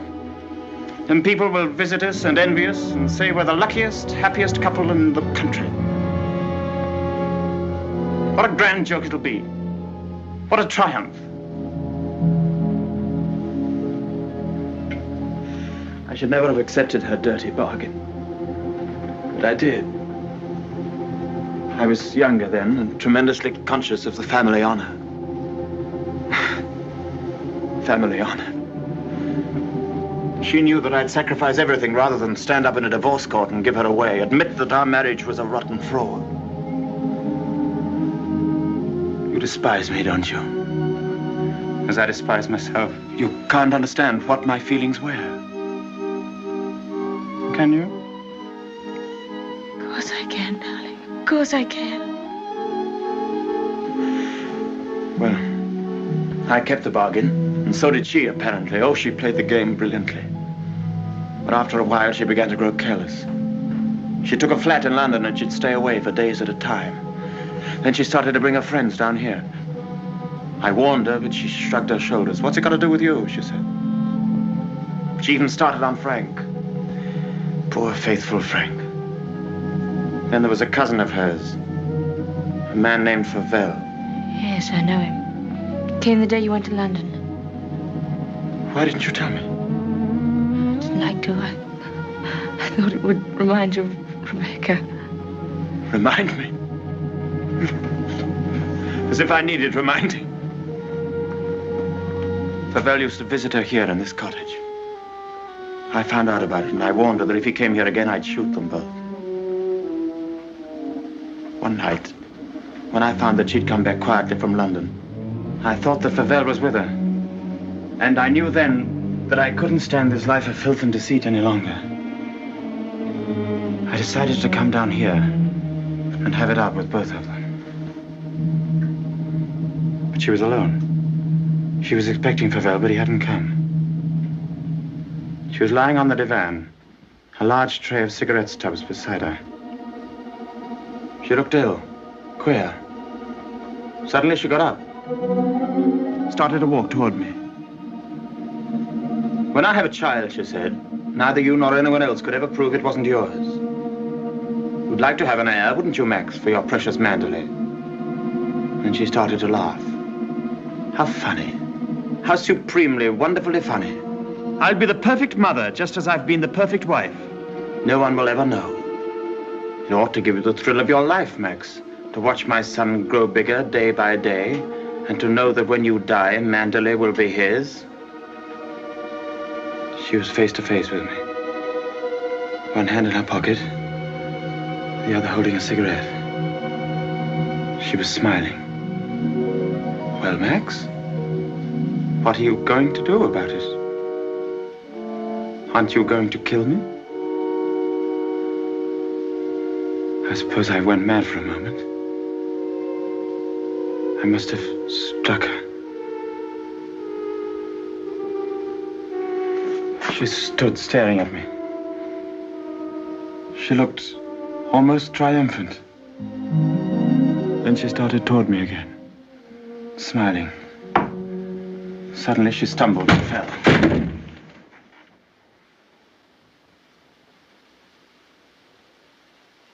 When I looked down, ages afterwards it seemed, she was lying on the floor. She'd struck her head on a heavy piece of ship's tackle. I remember wondering why she was still smiling. And I realized she was dead. But you didn't kill her. It was an accident. Who would believe me?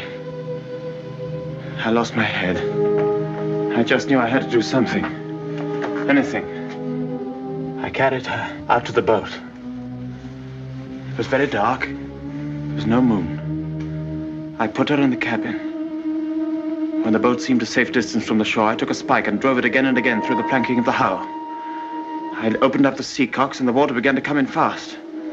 I climbed over into the dinghy and pulled away. I saw the boat heel over and sink. I pulled back into the cove. It started raining. Maxim, does anyone else know this? No, no one except you and me. We must explain it. It's got to be the body of someone you've never seen before. No, they're bound to know her. Her rings, bracelets she always wore. They'll identify her body. Then they'll remember the other woman. The other woman buried in the crypt. If they find out it was Rebecca, you must simply say that you made a mistake about the other body. That the day you went to Edgecombe, you were ill. You didn't know what you were doing. Rebecca's dead. That's what we've got to remember. Rebecca's dead. She can't speak. She can't bear witness. She can't harm you anymore. We're the only two people in the world that know, Maxim. You and I. I told you once that I'd done a very selfish thing in marrying you. You can understand now what I meant. I've loved you, my darling. I shall always love you. But I've known all along that Rebecca would win in the end. No, no. She hasn't won. No matter what happens now, she hasn't won.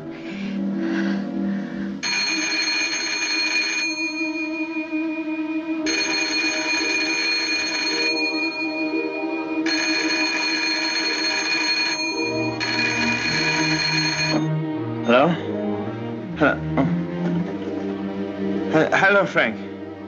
Hello, Frank. Yes. Who? Colonel Julian? Yes, tell him I'll meet him there as soon as I possibly can. What? Well, say we could talk about that when we're sure about the matter. What's happened? Colonel Julian called. He's the chief constable of the county. He's been asked by the police to go to the mortuary.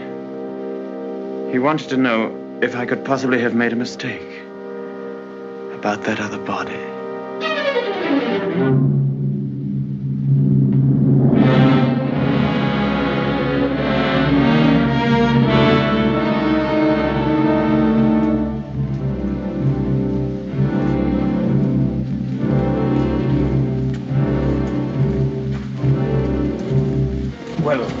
Colonel Julian, apparently I did make a mistake about that other body.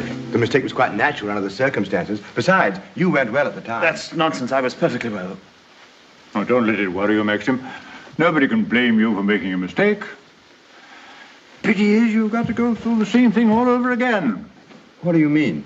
Well, there'll have to be another inquest, of course. Same formality and red tape. Oh.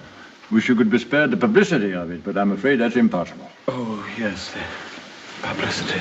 I suppose Mrs. De Winter went below for something, and the squall hit the boat with nobody at the helm. I imagine that's about the solution of it, don't you think so, Crawley? Oh, yes. Probably the door jammed and she couldn't get on deck again. Yeah. Tab, boat builder, will undoubtedly come to some such conclusion. Why, what would he know about it? Well, he's examining the boat now. Purely as a matter of routine, you know. I'll be at the inquest tomorrow, Maxim. Quite unofficially, you know. We must get together for a game of golf when it's all over, eh? Bye-bye.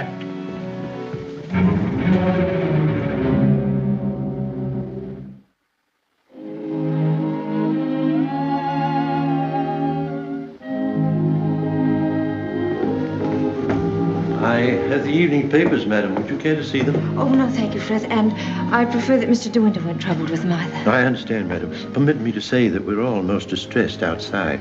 Oh, thank you, Frith. I'm afraid the news has been a great shock to Mrs. Danvers. Yes, I rather expected it would be. It seems there's to be a coroner's inquest, madam? Yes, Frith, it's purely a formality. Of course, madam. I wanted to say that if any of us might be required to give evidence, I should be only too pleased to do anything that might help the family. Oh, thank you, Frith. Well, I'm sure Mr. De Winter will be very happy to hear it, but I don't think anything will be necessary.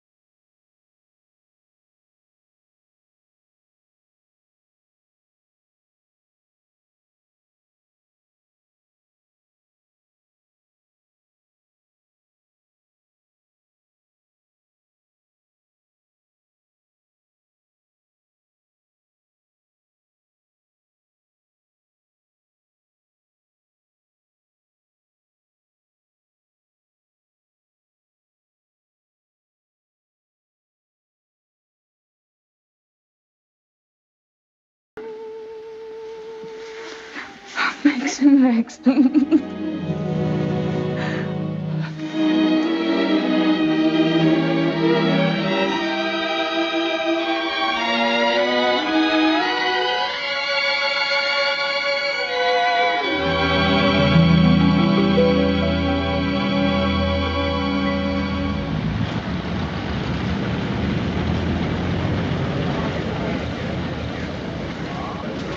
Black Jack Brady was his name.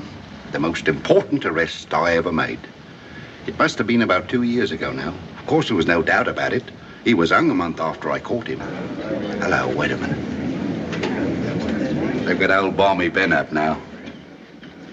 You remember the late Mrs. De Winter, don't you? She's gone. Yes, we know that. She went in the sea. The sea got her. That's right, that's right. Now, we want you to tell us whether you were on the shore that last night she went sailing. Eh? Were you on the shore that last night she went out when she didn't come back? I didn't see nothing. I don't want to go to the asylum. Them cruel folks there. Now, nobody's going to send you to the asylum. All we want you to do is to tell us what you saw. I didn't see nothing. Come, come. Did you see Mrs. De Winter get into her boat that last night? I don't know nothing. I don't want to go to the asylum. Very well, you may go. Eh? You may go now. Now, Mr. Tabb. Yes, sir. Step forward, please.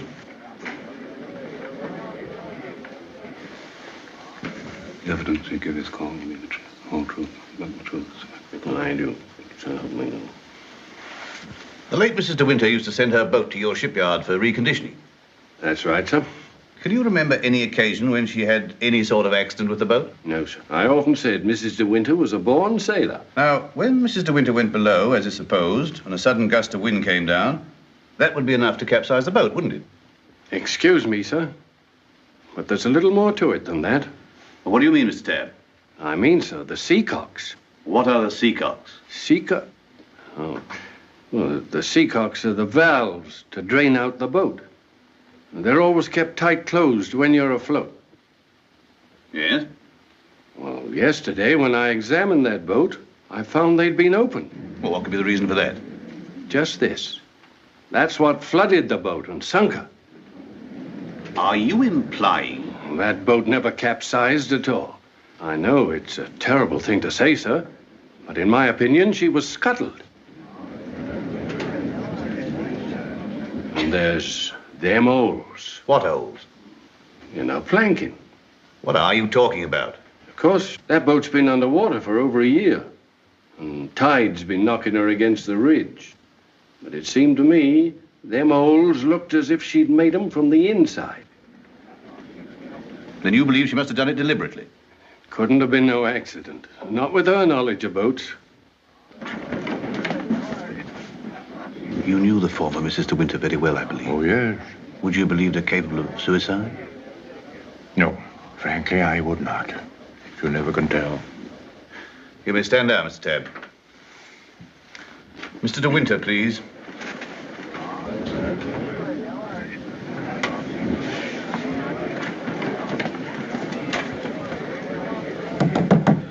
I'm sorry to drag you back for further questioning, Mr. De Winter, but you've heard the statement of Mr. Tabb. I wonder if you can help us in any way. I'm afraid not. Can you think of any reason why there should be holes in the planking of the late Mrs. De Winter's boat? Well, of course I can't think of any reason. Has anyone ever discussed these holes with you before? Well, since the boat has been at the bottom of the ocean, I scarcely think that likely. Mr. De Winter, I want you to believe we all feel very deeply for you in this matter, but you must remember that I don't conduct this inquiry for my own amusement. That's rather obvious, isn't it? I hope that it is. Well, since Mrs. De Winter went sailing alone, are we to believe that she drove those holes herself? Well, you may believe what you like. Can you enlighten us as to why Mrs. De Winter should have wanted to end her own life? I know of no reason whatever. Mr. De Winter, however painful it may be, I have to ask you a very personal question. Were relations between you and the late Mrs. De Winter perfectly happy? Were relations between you and the late Mrs. De Winter perfectly happy? I won't stand this any longer, and you might as well know now. My wife is fit. We'll adjourn till after lunch. Mr. De Winter, I presume you'll be available for us then? I told you should have had some breakfast. You're hungry, that's what's the matter with you.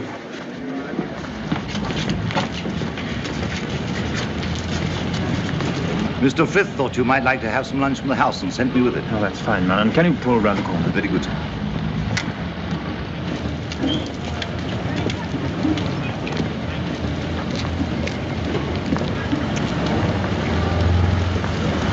Awfully foolish to have me fainting like that. Nonsense. If you hadn't fainted like that, I'd have really lost my temper. Darling, please be careful.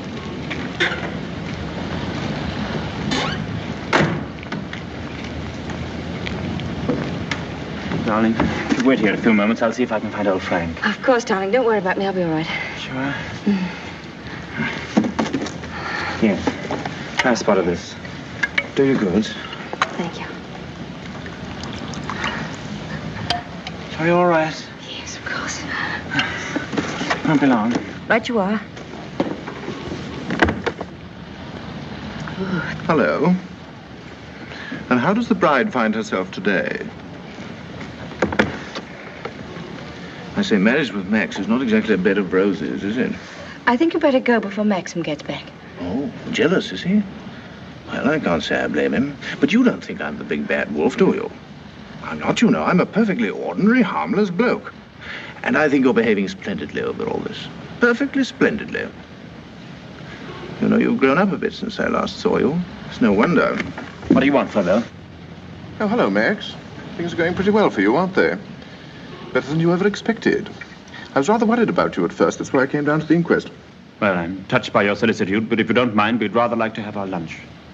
Lunch? I say, what a jolly idea. Rather like a picnic, isn't it? Oh, I'm so sorry. Do you mind if I put this there? You know, Max, old boy, I really think I ought to talk things over with you. Talk what things over? Well, those holes in the planking, for one thing. Those holes that were drilled from the inside. Oh, Mullen. Yes, sir? Would you, like a good fellow, have my car filled with petrol? It's almost empty. Very good, sir. And Mullen, close the door, will you? Yes, sir. Does this bother you?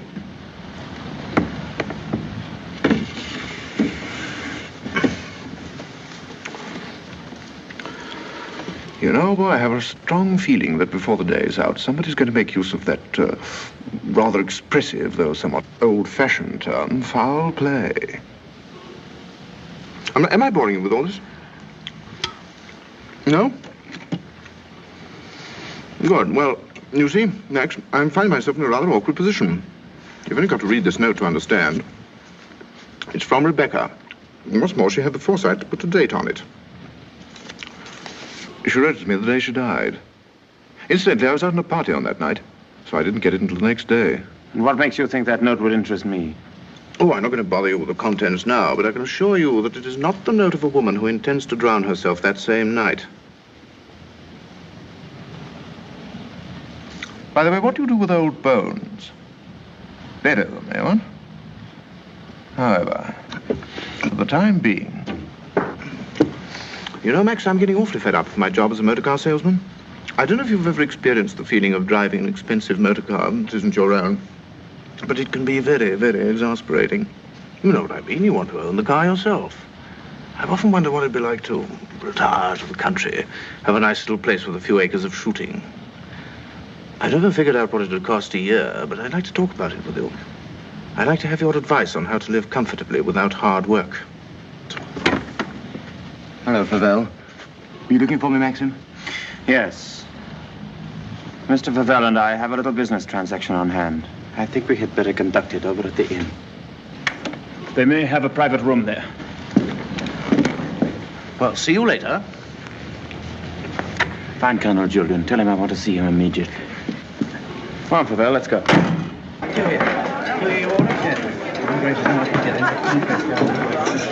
Have you a private room, please? Of course, sir. Through there, sir.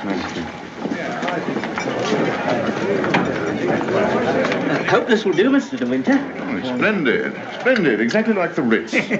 Any orders, gents? Yes, you might bring me a large brandy and soda. How about you, Max? Have one on me. I feel I can afford to play host. Thanks, I don't mind if I do. Make it two, will you, like a good fellow? Very good, sir. Where's Mr. De Winter? Through the other door, sir. Colonel Julian, this is Mr. Flavelle. Oh, I know Colonel Julian. We're old friends, aren't we? Since you're old friends, I assume you also know he's head of the police here. I think he might be interested to hear your proposition. Go on, tell him all about it. I don't know what you mean. I merely said I hope to give up selling cars and retire into the country. Actually, he offered to withhold a vital piece of evidence from the inquest if I made it worth his while. I only want to see justice done, Colonel. Now, that boat builder's evidence suggested certain possible theories concerning Rebecca's death. One of them, of course, is suicide. Now, I have a little note here which I consider puts that possibility quite out of court. Read it, Colonel. Jack, darling, I've just seen the doctor and I'm going down to Mandalay right away. I shall be at the cottage all this evening and shall leave the door open for you. I have something terribly important to tell you. Rebecca. Now, does that look like the note of a woman who had made up her mind to kill herself? And apart from that, Colonel, do you mean to tell me that if you wanted to commit suicide, you'd go to all the trouble of putting out to sea in a boat and then take a hammer and chisel and laboriously knock holes through the bottom of it? Come, Colonel, as an officer of the law, don't you feel there are some slight grounds for suspicion? Of murder? What else? You've known Max a long time, so you know he's the old-fashioned type, who'd die to defend his honor, or who'd kill for it. It's blackmail. Pure and simple. Blackmail is not so pure, nor so simple. It can bring a lot of trouble to a great many people. And the blackmailer sometimes finds himself in jail at the end of it. Oh, I see. You're going to hold de Winter's hand through all this. Just because he's the big noise around here, and he's actually permitted you to dine with him. Be careful, Favell. You've brought an accusation of murder. Have you any witnesses? Well, I do have a witness. Oh. It's that fellow Ben. That stupid coroner hadn't been as much of a snob as you are. He'd have seen that halfwit was hiding something. And why should Ben do that? Because we caught him once, Rebecca and I, peering at us through the cottage window. Rebecca threatened him with the asylum. That's why he was afraid to speak, but he was always hanging about. He must have seen this whole thing. It's ridiculous even listening to all this. You're like a little trades union, all of you, aren't you? And if my guess is right, Crawley, there's a bit of malice in your soul toward me, isn't there? Crawley didn't have much success with Rebecca, but he ought to have more luck this time. And the bride will be grateful for your fraternal arm, Crawley, in a week or so. Every time she faints, in fact. De Winter! Maxim, please. That temper of yours will do you in yet, Max. Oh, excuse me, gentlemen. Now, is there anything else? Yes. You might bring Mr. De Winter a sedative. No, nothing at all. Just leave us. Very good. Now, Favell, let's get this business over. As you seem to have worked out the whole thing so carefully, perhaps you can provide us also with a motive. I knew you were going to bring that up, Colonel. I've read enough detective stories to know that there must always be a motive. And if you'll all excuse me a moment, I'll supply that too. I wish you'd go home. You ought not to be here through all this. Please let me stay, Maxim. Surely, Colonel Julian, you're not going to allow this fellow to... My opinion of Favell is no higher than yours, Crawley. But in my official capacity, I have no alternative but to pursue his accusation. I entirely agree with you, Colonel. In a matter so serious as this, we must make sure of every point, explore every avenue. And, in fact, if I may coin a phrase, leave no stone unturned. Here she is, the missing link, the witness who will help supply the motive. Colonel Julian, Mrs. Danvers, I believe you know everyone else. Won't you sit down? No offense, Colonel, but I think I'll put this to Danny. She'll understand it more easily. Danny, who was Rebecca's doctor? Mrs. De Winter always had Dr. McLean from the village. Now, you heard. I said Rebecca's doctor in London. I don't know anything about that. Oh, don't give me that, Danny. You knew everything about Rebecca. You knew she was in love with me, didn't you? Surely you haven't forgotten the good times she and I used to have down at the cottage on the beach. She had a right to amuse herself, didn't she? Love was a game to her, only a game. It made her laugh, I tell you. She used to sit in her bed and rock with laughter at the lot of you. Can you think of any reason why Mrs. De Winter should have taken her own life? No, I refuse to believe it. I knew everything about her, and I won't believe it. There, you see, it's impossible. She knows that as well as I do. Now, listen to me, Danny. We know that Rebecca went to a doctor in London on the last day of her life. Who was it? I don't know. Oh, I understand, Danny. You think we're asking you to reveal secrets of Rebecca's life. You're trying to defend her, but that's what I'm doing. I'm trying to clear her name of the suspicion of suicide. Mrs. Danvers, it has been suggested that Mrs. De Winter was deliberately murdered. There you have it in a nutshell, Danny. But there's one more thing you'll want to know. The name of the murderer. It's a lovely name that rolls off the tongue so easily. George Fortescue Maximilian De Winter.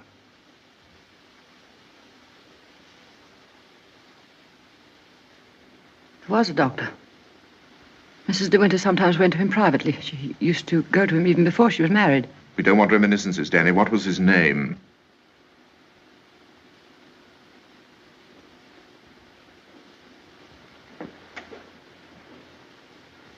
Dr. Baker, 165 Goldhawk Road, Shepherd's Bush. There you are, Colonel. There's where you'll find your motive. Go and question Dr. Baker. He'll tell you why Rebecca went to him, to confirm the fact that she was going to have a child. A sweet, curly-headed little child. It isn't true. It isn't true.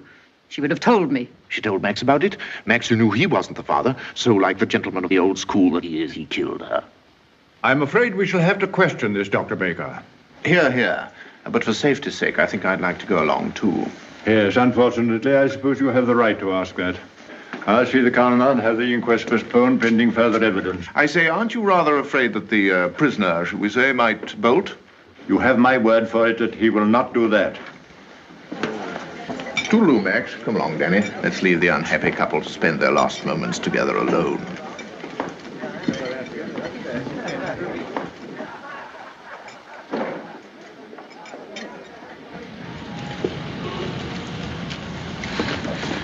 Are you sure you don't want me to go with you, Max? No, darling, it'll be very tiring for you. I'll be back the very first thing in the morning, and I won't even stop to sleep. I'll be waiting for you.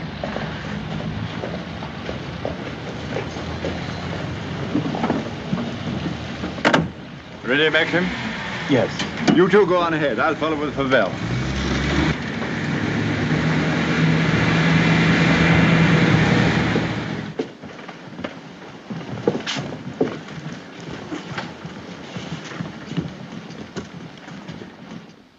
Dr. Baker, you may have seen Mr. De Winter's name in the papers recently. Oh, yes, in connection with the body that was found in a boat. My wife was reading all about it. A very sad case.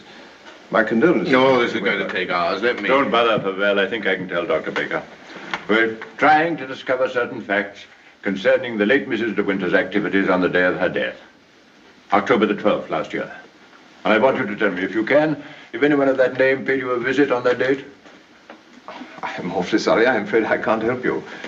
I should have remembered the name De Winter. I've never attended a Mrs. De Winter in my life. Well, how can you possibly tell all your patients' names? I can look it up in my engagement diary, if you like. Did you say the 12th of October? Yes. Here we are.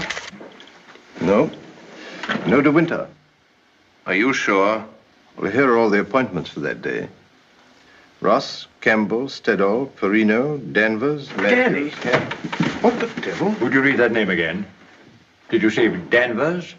Yes, I have a Mrs. Danvers for 3 o'clock. What did she look like? Can you remember? Yes, I remember her quite well. She was a very beautiful woman. Tall, dark, exquisitely dressed. Rebecca. The lady must have used an assumed name. Is that so? This is a surprise. I'd known her a long time. What was the matter with her? My dear sir, there are certain ethics. Could you supply a reason, Dr. Baker, for Mrs. De Winter's suicide? For her murder, you mean? She was going to have a kid, wasn't she? Come on, out with it. Tell me, what else would a woman of her class be doing in a dump like this? I take it the official nature of this visit makes it necessary for me to... I assure you, we'd not be troubling you if it were not necessary. You want to know if I can suggest any motive as to why Mrs. De Winter should have taken her life? Yes, I think I can. The woman who called herself Mrs. Danvers was very seriously ill. She was not going to have a child. Well, that was what she thought. My diagnosis was different. I sent her to a well-known specialist for an examination and x-rays. And on this date, she returned to me for his report. I remember her standing here, holding out her hand for the photograph. I want to know the truth, she said. I don't want soft words in a bedside manner. If I'm for it, you can tell me right away. I knew she was not the type to accept a lie. She'd asked for the truth. I let her have it. She thanked me. I never saw her again, so I assumed that... What was wrong with her? Cancer. Yes, the growth was deep-rooted. An operation would have been no earthly use at all. In a short time, she would have been under morphia. There was nothing that could be done for her, except wait. Did she say anything when you told her? She smiled in a queer sort of way. Your wife was a wonderful woman, Mr. De Winter. And oh, yes, I remember she said something that struck me as being very peculiar at the time. When I told her it was a matter of months, she said, "Oh, no, doctor, not that long." You've been very kind. You've told us all we wanted to know. We should probably need an official verification. Verification? Yes, to confirm the verdict of suicide. I understand. Can I offer you gentlemen a glass of sherry? Oh, very kind. I think we ought to be going. Thank heaven we know the truth. Dreadful thing. Dreadful. A young and lovely woman like that. No wonder I never had the remotest idea. Neither did Danny, I'm sure. I wish I had a drink. Will we be needed at the inquest any further, Colonel Julian? No, I can see to it that Maxim's not troubled any further. Thank you, sir. You ready to start, Colonel? No, thank you. I'm staying in town tonight. And let me tell you, Favell, blackmail is not much of a profession. We know how to deal with it in our part of the world, strange as it may seem to you. Well, I'm sure I don't know what you're talking about. But if you ever need a new car, Colonel, just let me know. It's impossible to thank you for your kindness to us through all this. You know what I feel without my saying it. Not at all. Put the whole thing behind you. But let your wife know. She'll be getting worried. Yes, of course. I'll phone her at once, then we'll get straight down to Mandalay. Goodbye, Crawley. Maxim's got a great friend.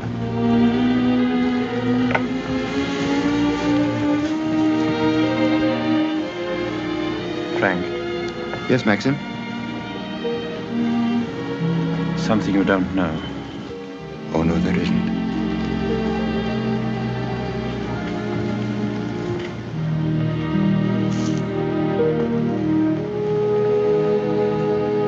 I didn't kill her, Frank.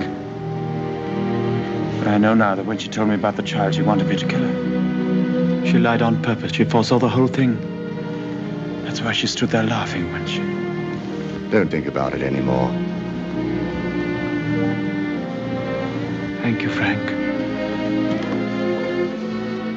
Hello, Danny. I just wanted to tell you the news. Rebecca held out on both of us. She had cancer. Yes, suicide.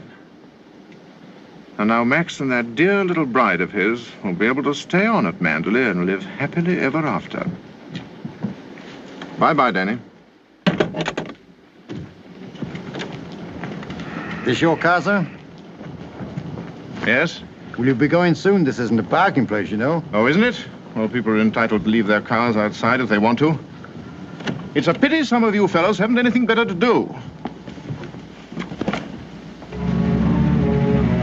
When you phoned, did she say she'd wait up? I asked her to go to bed, but she wouldn't hear of it. I wish I could get some more speed out of this thing. Is something worrying you, Maxim? I can't get over the feeling something's wrong.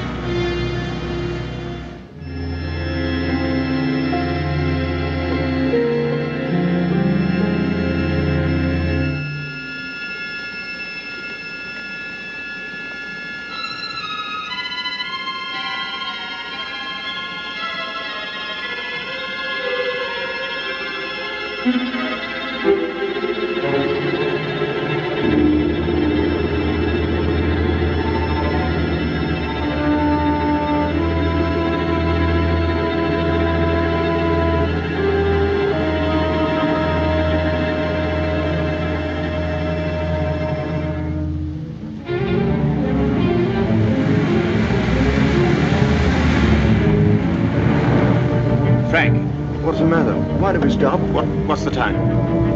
Well, this clock's wrong. It must be 3 or 4. Why? That can't be the dawn breaking over there. It's in the winter that you see the northern lights, isn't it? That's not the northern lights. That's Mandalay.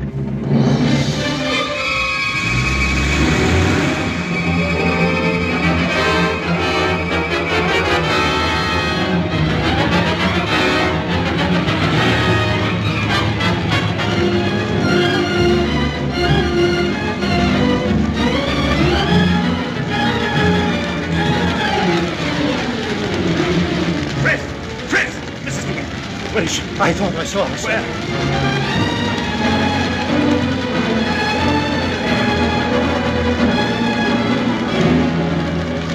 Maxim! Thank heaven you come back to me. Are you all right, darling? Oh, yes. Are you all right? Mrs. Danvers. She's gone mad. She said she'd rather destroy Mandalay than see us happy here. Look! The West Wing!